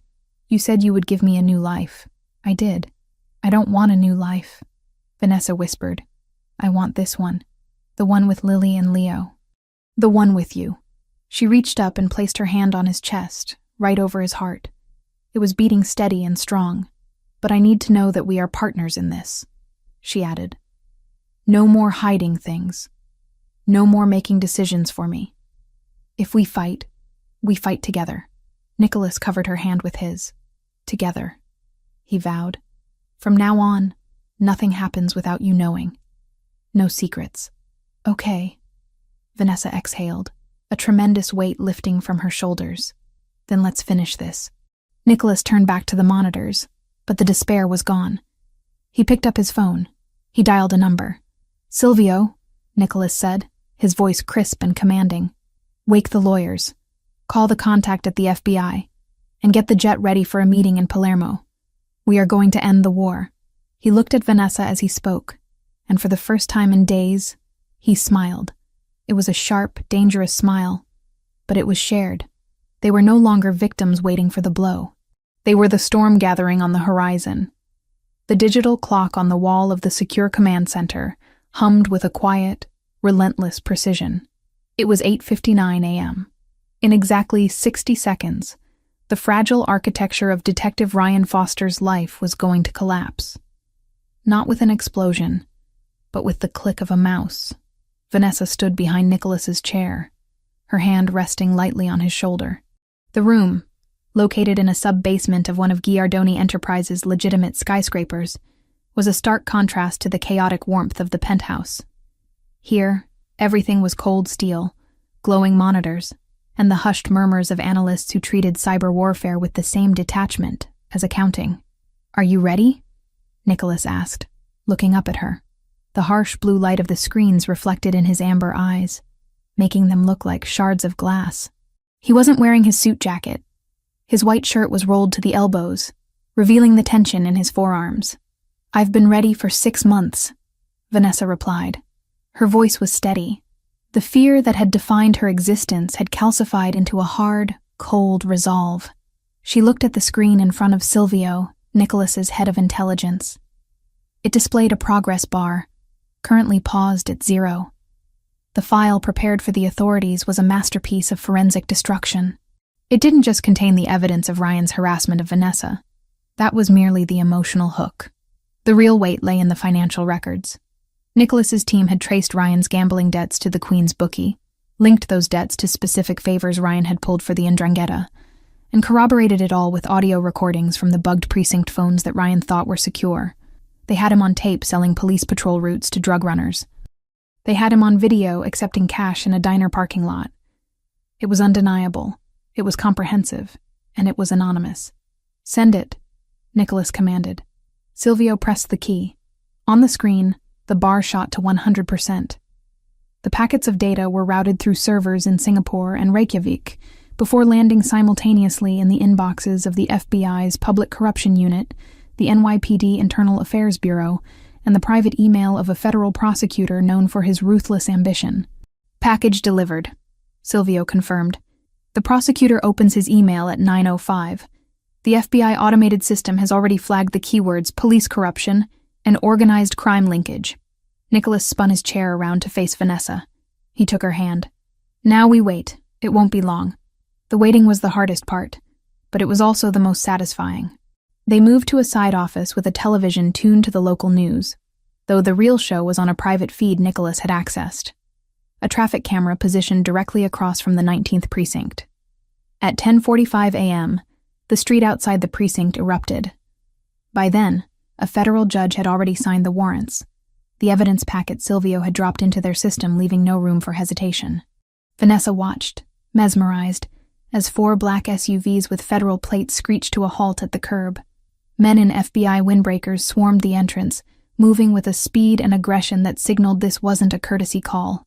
"There," Nicholas pointed at the screen. Ryan was being led out. He wasn't walking with the swagger she remembered. He was being dragged. His hands were cuffed behind his back, his jacket was torn at the shoulder, and his face was a mask of shock and fury. He was shouting something at the agents, struggling, trying to leverage authority he no longer possessed. Vanessa leaned closer to the screen. She needed to see it.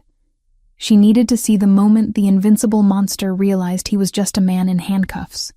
As the agents shoved him into the back of the federal vehicle, Ryan looked up. He looked directly at the traffic camera, as if he knew she was watching.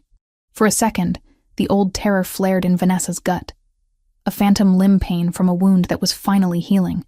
But then she saw the look in his eyes. It wasn't rage anymore. It was panic. He was small. He was pathetic. He was gone. "He's done," Nicholas said, his voice low and final.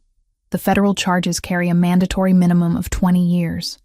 With the Ndrangheta connection exposed, he'll be placed in protective custody, which means isolation. He will never walk free again. And even if he does, he will be an old, broken man." Vanessa let out a breath she felt she had been holding since December. Her knees went weak, and Nicholas stood up immediately to catch her, pulling her against his chest. "It's over," she whispered into his shirt. "Part 1 is over," Nicholas corrected gently, stroking her hair. "Now for the difficult part." Ryan was a nuisance. The Ndrangheta is a business partner, and renegotiating a partnership requires a different kind of currency. The meeting took place 2 days later in a private warehouse in the Navy Yard. It was neutral ground, a Switzerland of concrete and steel beams amidst the turf war.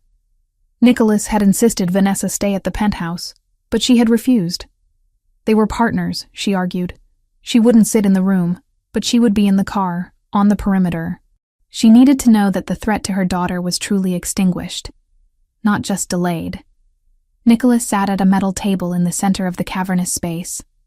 Opposite him sat Don Calabrese, the head of the Ndrangheta faction in New York.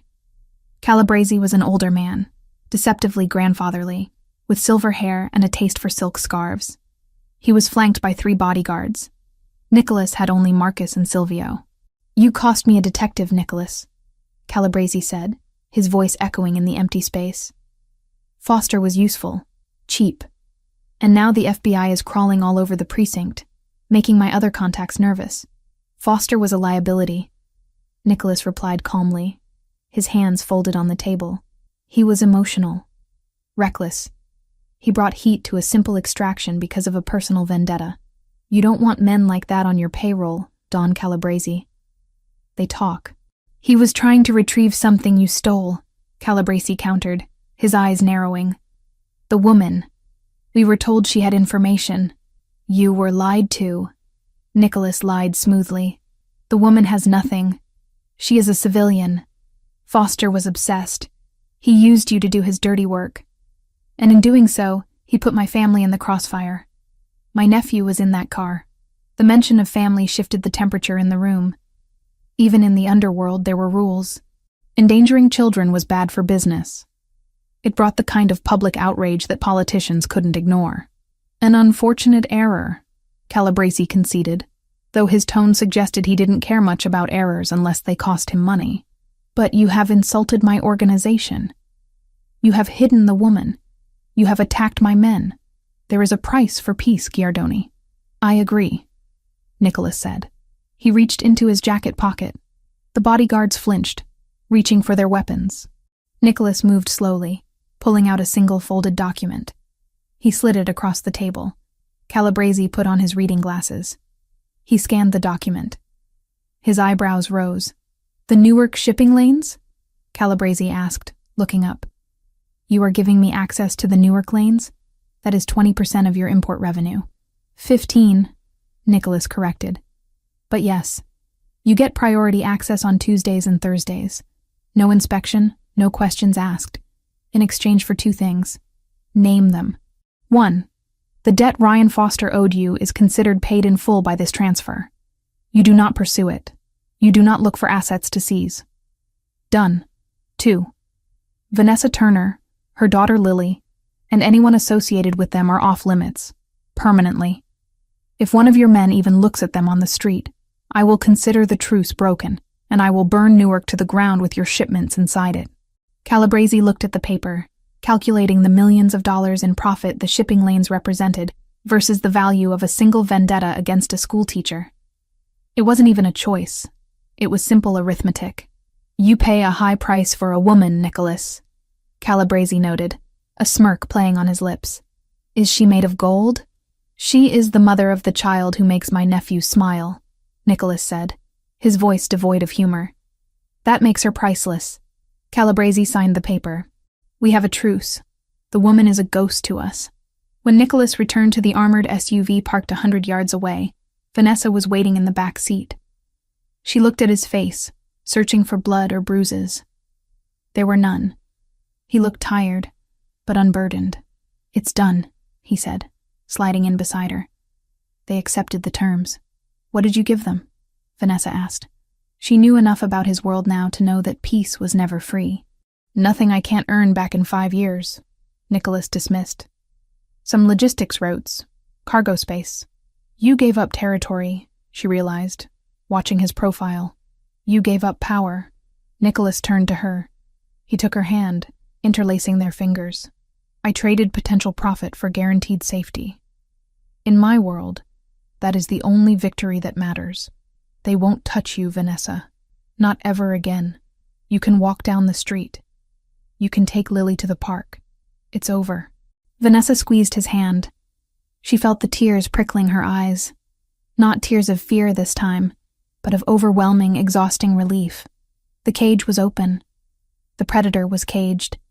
And the man beside her had just paid a king's ransom to ensure her freedom. The transition to normalcy was not immediate, but it was steady, like the slow melting of winter ice. 3 weeks after Ryan's arrest, the headlines had moved on, but the impact on Vanessa's life was permanent. She resigned from Oak Ridge Academy. It held too many memories of fear, of dodging calls in the hallway, of Ryan waiting by the lockers. With Nicholas's help, and despite her protests, he insisted it was part of the security protocol.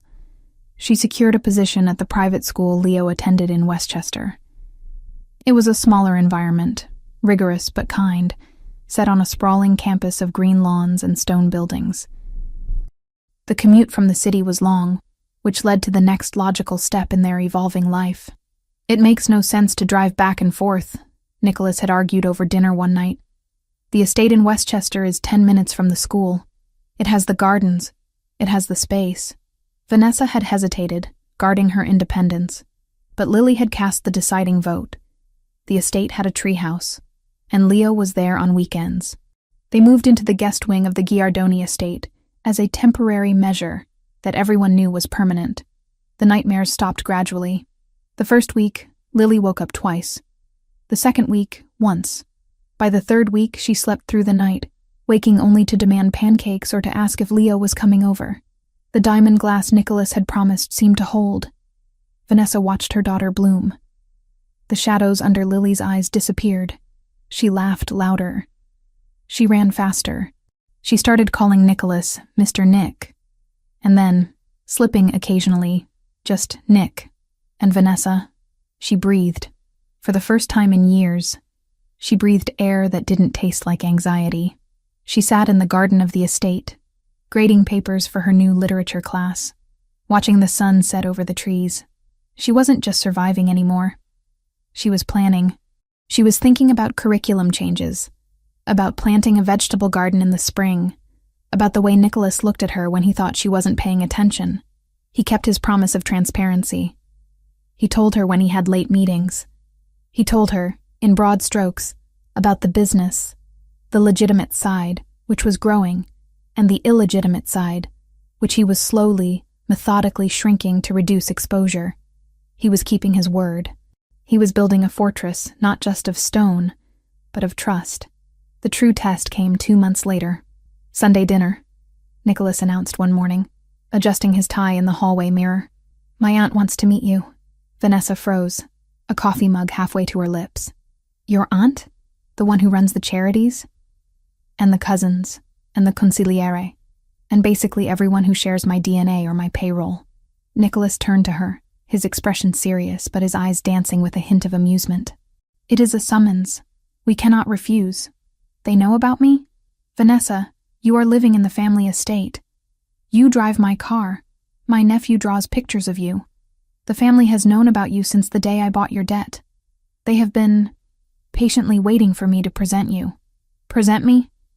Vanessa felt a wave of nerves. Like a debutante? Like the woman who brought the Don to his knees. Nicholas corrected, stepping closer and kissing her forehead. Wear something red. My aunt hates red. It asserts dominance. The dinner was held at the matriarch's house in Long Island, a sprawling mansion that smelled of roasting garlic and judgment. There were 30 people there, loud, boisterous, speaking a rapid-fire mix of English and Italian. When Nicholas walked in with Vanessa on his arm and Lily holding his hand, the room went silent. It was a heavy, assessing silence. Dozens of eyes scrutinized Vanessa. They looked for weakness. They looked for the gold digger. They looked for the victim. Vanessa lifted her chin. She was wearing red, a deep crimson sheath dress that fit her perfectly. She wasn't the trembling teacher anymore. She was the woman who had stared down the Ndrangheta. She squeezed Nicholas's arm, not for support, but to signal she was ready. Zia Maria, Nicholas said, approaching the formidable elderly woman at the head of the table. This is Vanessa. And Lily. The old woman stared at Vanessa with eyes like black olives. She looked at the dress. She looked at Nicholas. Then she looked at Lily, who was hiding behind Nicholas's leg. She is thin, Zia Maria declared finally. She needs to eat. The tension broke. Food was pressed upon them. Cousins introduced themselves. Lily was whisked away by a gaggle of second cousins to see a litter of puppies in the sunroom. Vanessa found herself seated next to Nicholas, navigating the interrogation disguised as small talk. She held her own. When a cousin asked about her late husband, she answered without faltering. When another asked about her intentions, she looked him in the eye and said she intended to be happy, which was a revolutionary concept in this room. Later in the evening, as espresso was being served, a man approached Nicholas. He was older, with sharp features and a suit that cost more than Vanessa's lifetime earnings. Giovanni, the consigliere, the advisor, the man who whispered in the king's ear. Nicholas, Giovanni said, nodding to Vanessa but addressing the boss. A moment? Nicholas didn't move. You can speak freely, Giovanni. Vanessa stays. Giovanni raised an eyebrow. This was a breach of protocol. Business was not discussed in front of outsiders, but he saw the set of Nicholas's jaw and decided not to push it. We have reports from the port, Giovanni said, keeping his voice low. The Calabresi family is enjoying their new access. Profits are down 8% this quarter due to the concession. I am aware, Nicholas said, sipping his espresso. The captains are grumbling. Giovanni continued, his gaze flicking to Vanessa. They respect you, Nicholas. They fear you, but they question the logic. To give up territory, to show such generosity to a rival, for personal reasons. He let the words hang there. Personal reasons. It was a polite way of saying for a woman. They worry it shows weakness, Giovanni clarified. They worry you are distracted. A man with a family is a man with a soft underbelly. A man who can be leveraged. Vanessa felt her face heat up. She was the weakness. She was the liability. Nicholas set his cup down on the saucer with a sharp clatter. The sound cut through the murmuring of the room. He turned his body fully toward Giovanni, his presence suddenly expanding, dominating the space. Weakness, Nicholas repeated, testing the word. He looked around the room. He looked at Leo, who was laughing with Lily in the corner. He looked at Vanessa, sitting beside him in her red dress, her head held high despite the scrutiny. Before, Nicholas said, his voice carrying clearly to the nearby tables, I fought for territory. I fought for numbers on a ledger. I fought because it was what my father did. And I was tired, Giovanni. I was a machine running on empty. He reached out and took Vanessa's hand, placing it on the table, covering it with his own. You look at them, and you see a vulnerability, Nicholas said, his amber eyes burning with a fierce, terrifying conviction. You see targets, but you are mistaken." He leaned in closer to his consigliere. "A man who fights for money will eventually negotiate. A man who fights for land will eventually settle. But a man who fights for his family?" Nicholas shook his head slowly. "That man does not stop. That man does not negotiate. That man will burn the world to ash to protect what is his." The room was silent. "They are not my weakness, Giovanni," Nicholas declared, his voice ringing with absolute truth. "They are the reason I built this empire. They are the reason I wake up. And they are the reason that anyone who crosses me now will not just face a dawn. They will face a force of nature." He squeezed Vanessa's hand. "So tell the captains," Nicholas finished, "that the lion is not distracted. The lion has finally found something worth hunting for. And God help the jackals who forget that." Giovanni stared at Nicholas for a long moment. He looked at the fire in his boss's eyes, a fire that had been absent for years. He looked at Vanessa, who didn't look away, who met his gaze with a steady, fierce intelligence. Slowly, Giovanni nodded. A look of respect crossed his face. "I will tell them," Giovanni said, bowing his head slightly to Nicholas, and then, more deeply, to Vanessa. "It seems the family is stronger than it has been in a generation. Cent'anni," he finished. "A wish for 100 years of life." He walked away. Nicholas turned to Vanessa. The fierceness faded, replaced by a warm, intimate pride. "Did I overdo it?" he whispered. "A little bit with the burning the world to ash," Vanessa whispered back, smiling. "But I think they got the point." "Good," Nicholas said. He lifted her hand to his lips, kissing her knuckles in full view of his entire family. "Because I meant every word." Vanessa looked at him. Surrounded by the opulence of his ancestors, the weight of his history, and the dangers of his future, she thought about the letter Lily had sent to Santa. She thought about the dossier that had destroyed Ryan. She thought about the peace treaty bought with shipping lanes. She realized then that she wasn't just observing the power. She was part of it. She was the anchor that kept the ship from drifting into the dark. "I know," she said. "I'm not going anywhere, Nicholas. We burned together." And as the dessert was served and the laughter resumed around them, Vanessa knew that the war was truly over. The healing had begun. And the family, this strange, cobbled-together, dangerous, beautiful family, was finally whole. The snow fell differently in Westchester. In the city, winter was a slushy, gray endurance test, a battle against black ice and biting wind that tunneled through the avenues.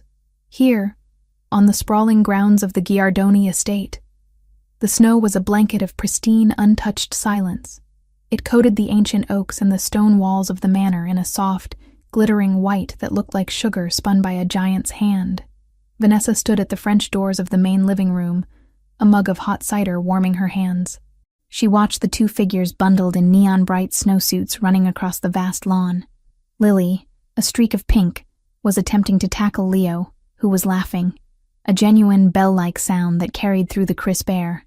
It had been 6 months since the treaty with the 'Ndrangheta. 6 months since Ryan Foster had been erased from their lives. In that time, the estate had transformed. It was no longer just a fortress of stone and security protocols. It was a home. On the low table near the fireplace, Leo's original drawing of a black brick fortress had been replaced by a new version. The same walls traced in gold crayon, every window lit from within. The hallways, once silent and imposing, now echoed with the sound of running footsteps and the occasional bark of the golden retriever puppy. Nicholas had surprised them with last month. A bribe, he claimed, to stop Lily from asking for a pony. "You're going to let the heat out?" a deep voice murmured behind her. Vanessa didn't jump.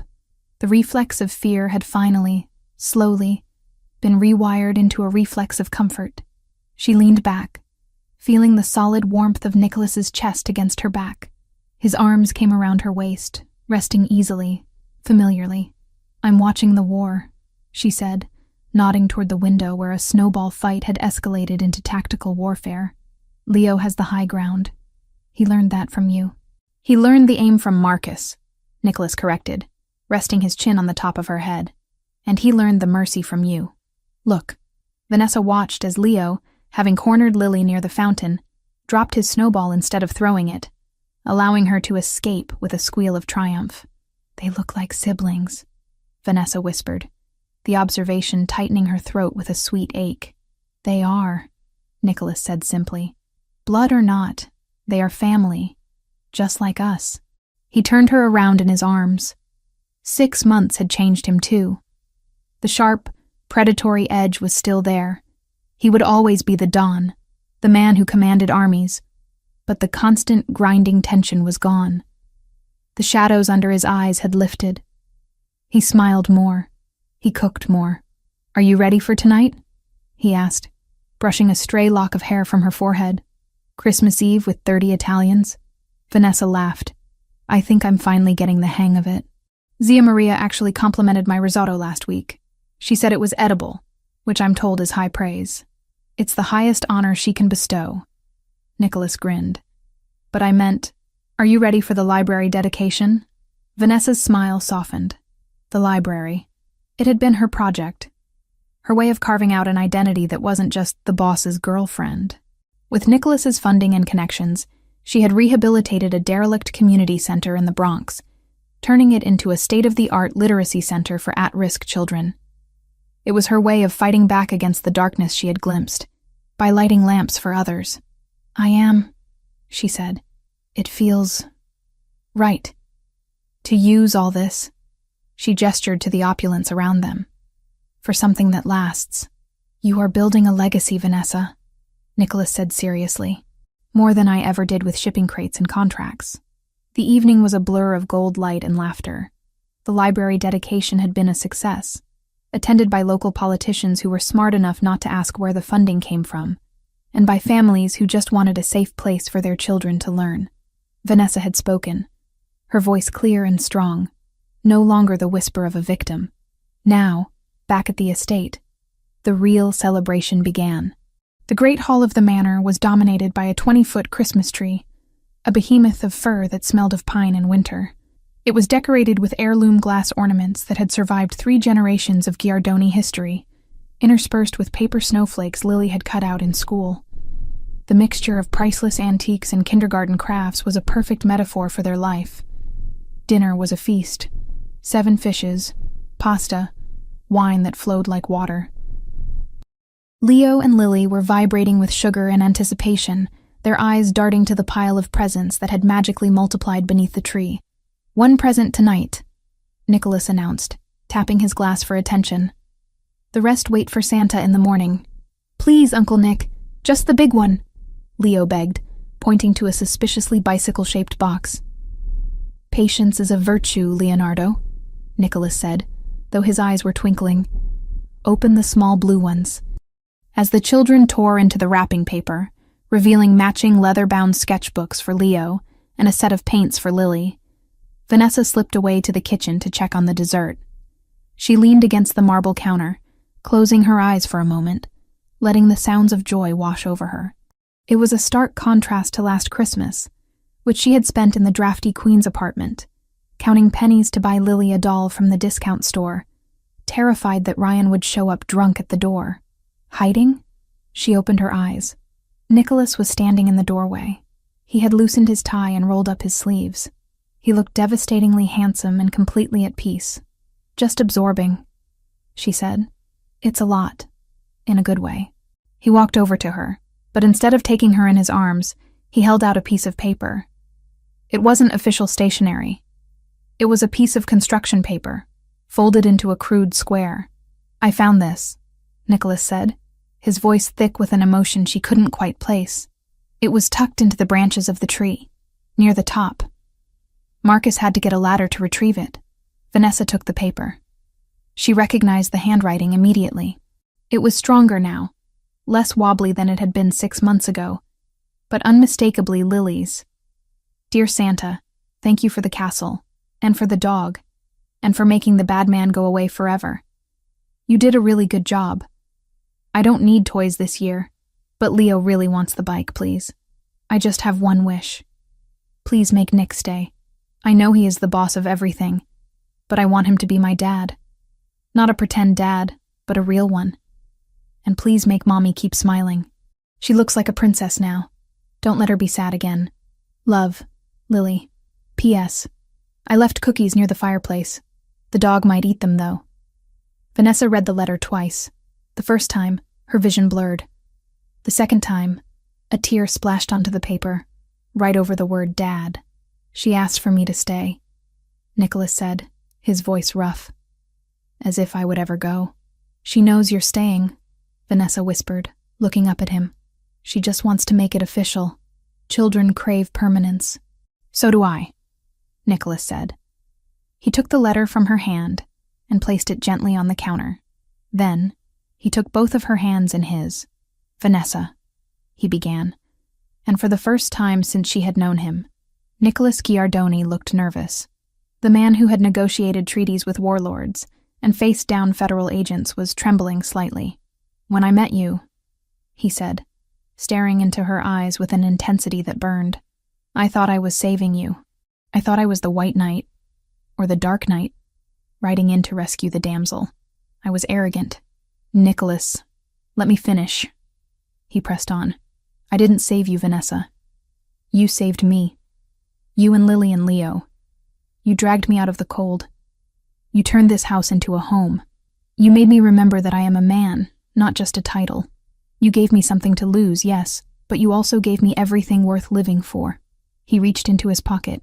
He didn't drop to one knee. That was for movies, and Nicholas was too pragmatic for theatrics. Instead, he stood eye to eye with her, treating her as an equal, a partner. He opened a small velvet box.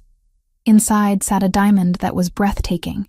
Yes, but it wasn't ostentatious. It was an emerald cut, vintage, set in platinum. It looked timeless, solid, indestructible. I don't want to be your protector anymore, Nicholas said softly. I mean, I will be, always. But that is not enough. I want to be your partner. I want to be the one who wakes up next to you when we're 80. I want to be the father Lily is asking for. I want to build this legacy with you. Nicholas, Vanessa choked out, the happiness expanding in her chest until she thought her ribs might crack. Vanessa Turner, he said, holding her gaze. Will you marry me? Will you take this life, with all its complications and its shadows, and walk through it with me? Vanessa looked at the ring, then at the man holding it. She thought about the fear that had brought her here, the desperation of a pink backpack switched in a classroom. She thought about the way he had breathed with Lily during her panic attack. She thought about the way he respected her mind, her work, her boundaries. She didn't just love him, she trusted him. And in her world, trust was a rarer currency than love. Yes, she whispered, then louder. Yes, I will. Nicholas let out a breath, a sound of profound relief, and slid the ring onto her finger. It fit perfectly. He pulled her to him, kissing her with a passion that was usually reserved for the privacy of their bedroom, deep and claiming and full of promises kept. You! They're kissing! The shout came from the doorway. Lily and Leo were standing there, looking scandalized and delighted. Nicholas broke the kiss, but didn't let go of Vanessa. He turned to the children, a wide, genuine grin on his face. Get in here, he ordered. They didn't need to be told twice. They ran into the kitchen, slamming into Nicholas and Vanessa in a tangle of limbs and laughter. Nicholas scooped Lily up in one arm and Leo in the other. He was getting too big for it. But he didn't complain, creating a group hug that felt like a fortress wall closing around them. Did you ask her? Lily demanded, eyeing the ring on Vanessa's hand. Did you? I did, Nicholas confirmed. She said yes. Yes! Lily pumped her fist in the air. I told Santa, I told him. Does this mean we're officially cousins? Leo asked, looking at Vanessa with hopeful eyes. It means we're officially a family, Leo, Vanessa said, reaching out to touch his cheek. No more pretend. No more temporary. Cool. Leo smiled, a bright, unshadowed expression that lit up his face. Can we open the bike now? Nicholas laughed, the sound reverberating through the kitchen. Go. Before I change my mind. As the children sprinted back to the great hall, Nicholas turned back to Vanessa. He wrapped his arms around her waist again, resting his forehead against hers. Happy Christmas, Future Mrs. Giardoni, he murmured. Happy Christmas, Nick, she replied. She hesitated for a second, then took his hand and placed it flat against her stomach. The fabric of her dress was smooth, her belly flat beneath his palm, but the secret she was carrying felt heavy and warm. Lily might be getting another wish granted next year, she whispered, her eyes locking with his. She asked for a brother, didn't she? Nicholas froze. His hand went rigid against her stomach. He looked at her, his eyes widening, the amber darkening with a sudden, overwhelming realization. Vanessa? He breathed. Are you... It's early. She smiled, tears leaking from her eyes again. But yes. We're going to need another stocking for the mantelpiece. Nicholas didn't speak. He couldn't. He simply buried his face in her neck, holding her as if she were made of glass and steel all at once. She felt his shoulders shake, just once, a silent release of joy that words couldn't capture. Later that night, the house finally fell quiet. The children were asleep, the bicycle assembled, the cookies eaten, mostly by Nicholas. Vanessa sat by the window in the bedroom, watching the snow continue to fall. The world outside was white and clean, the past buried under layers of new life. She thought about the woman she had been 6 months ago, terrified, invisible, drowning. She had thought salvation would look like a police officer or a judge. She had thought safety meant hiding. She thought of Mark too, not with the crushing guilt that used to choke her, but with a softer ache she could finally carry without letting it own her. He had been her past. Nicholas, impossibly, was her future, and for the first time that didn't feel like a betrayal. She was wrong. Salvation had come in the form of a mistake, a switched backpack, a child's letter delivered to the wrong hands. It had come in the form of a man the world called a monster, who had looked at her broken pieces and seen a mosaic worth protecting. She looked at the ring on her finger, flashing in the moonlight. She looked at Nicholas, sleeping soundly in the bed. One arm reached out as if searching for her even in his dreams. Courage, she realized, wasn't about not being afraid. It was about accepting the hand extended to you, even when it came from the shadows.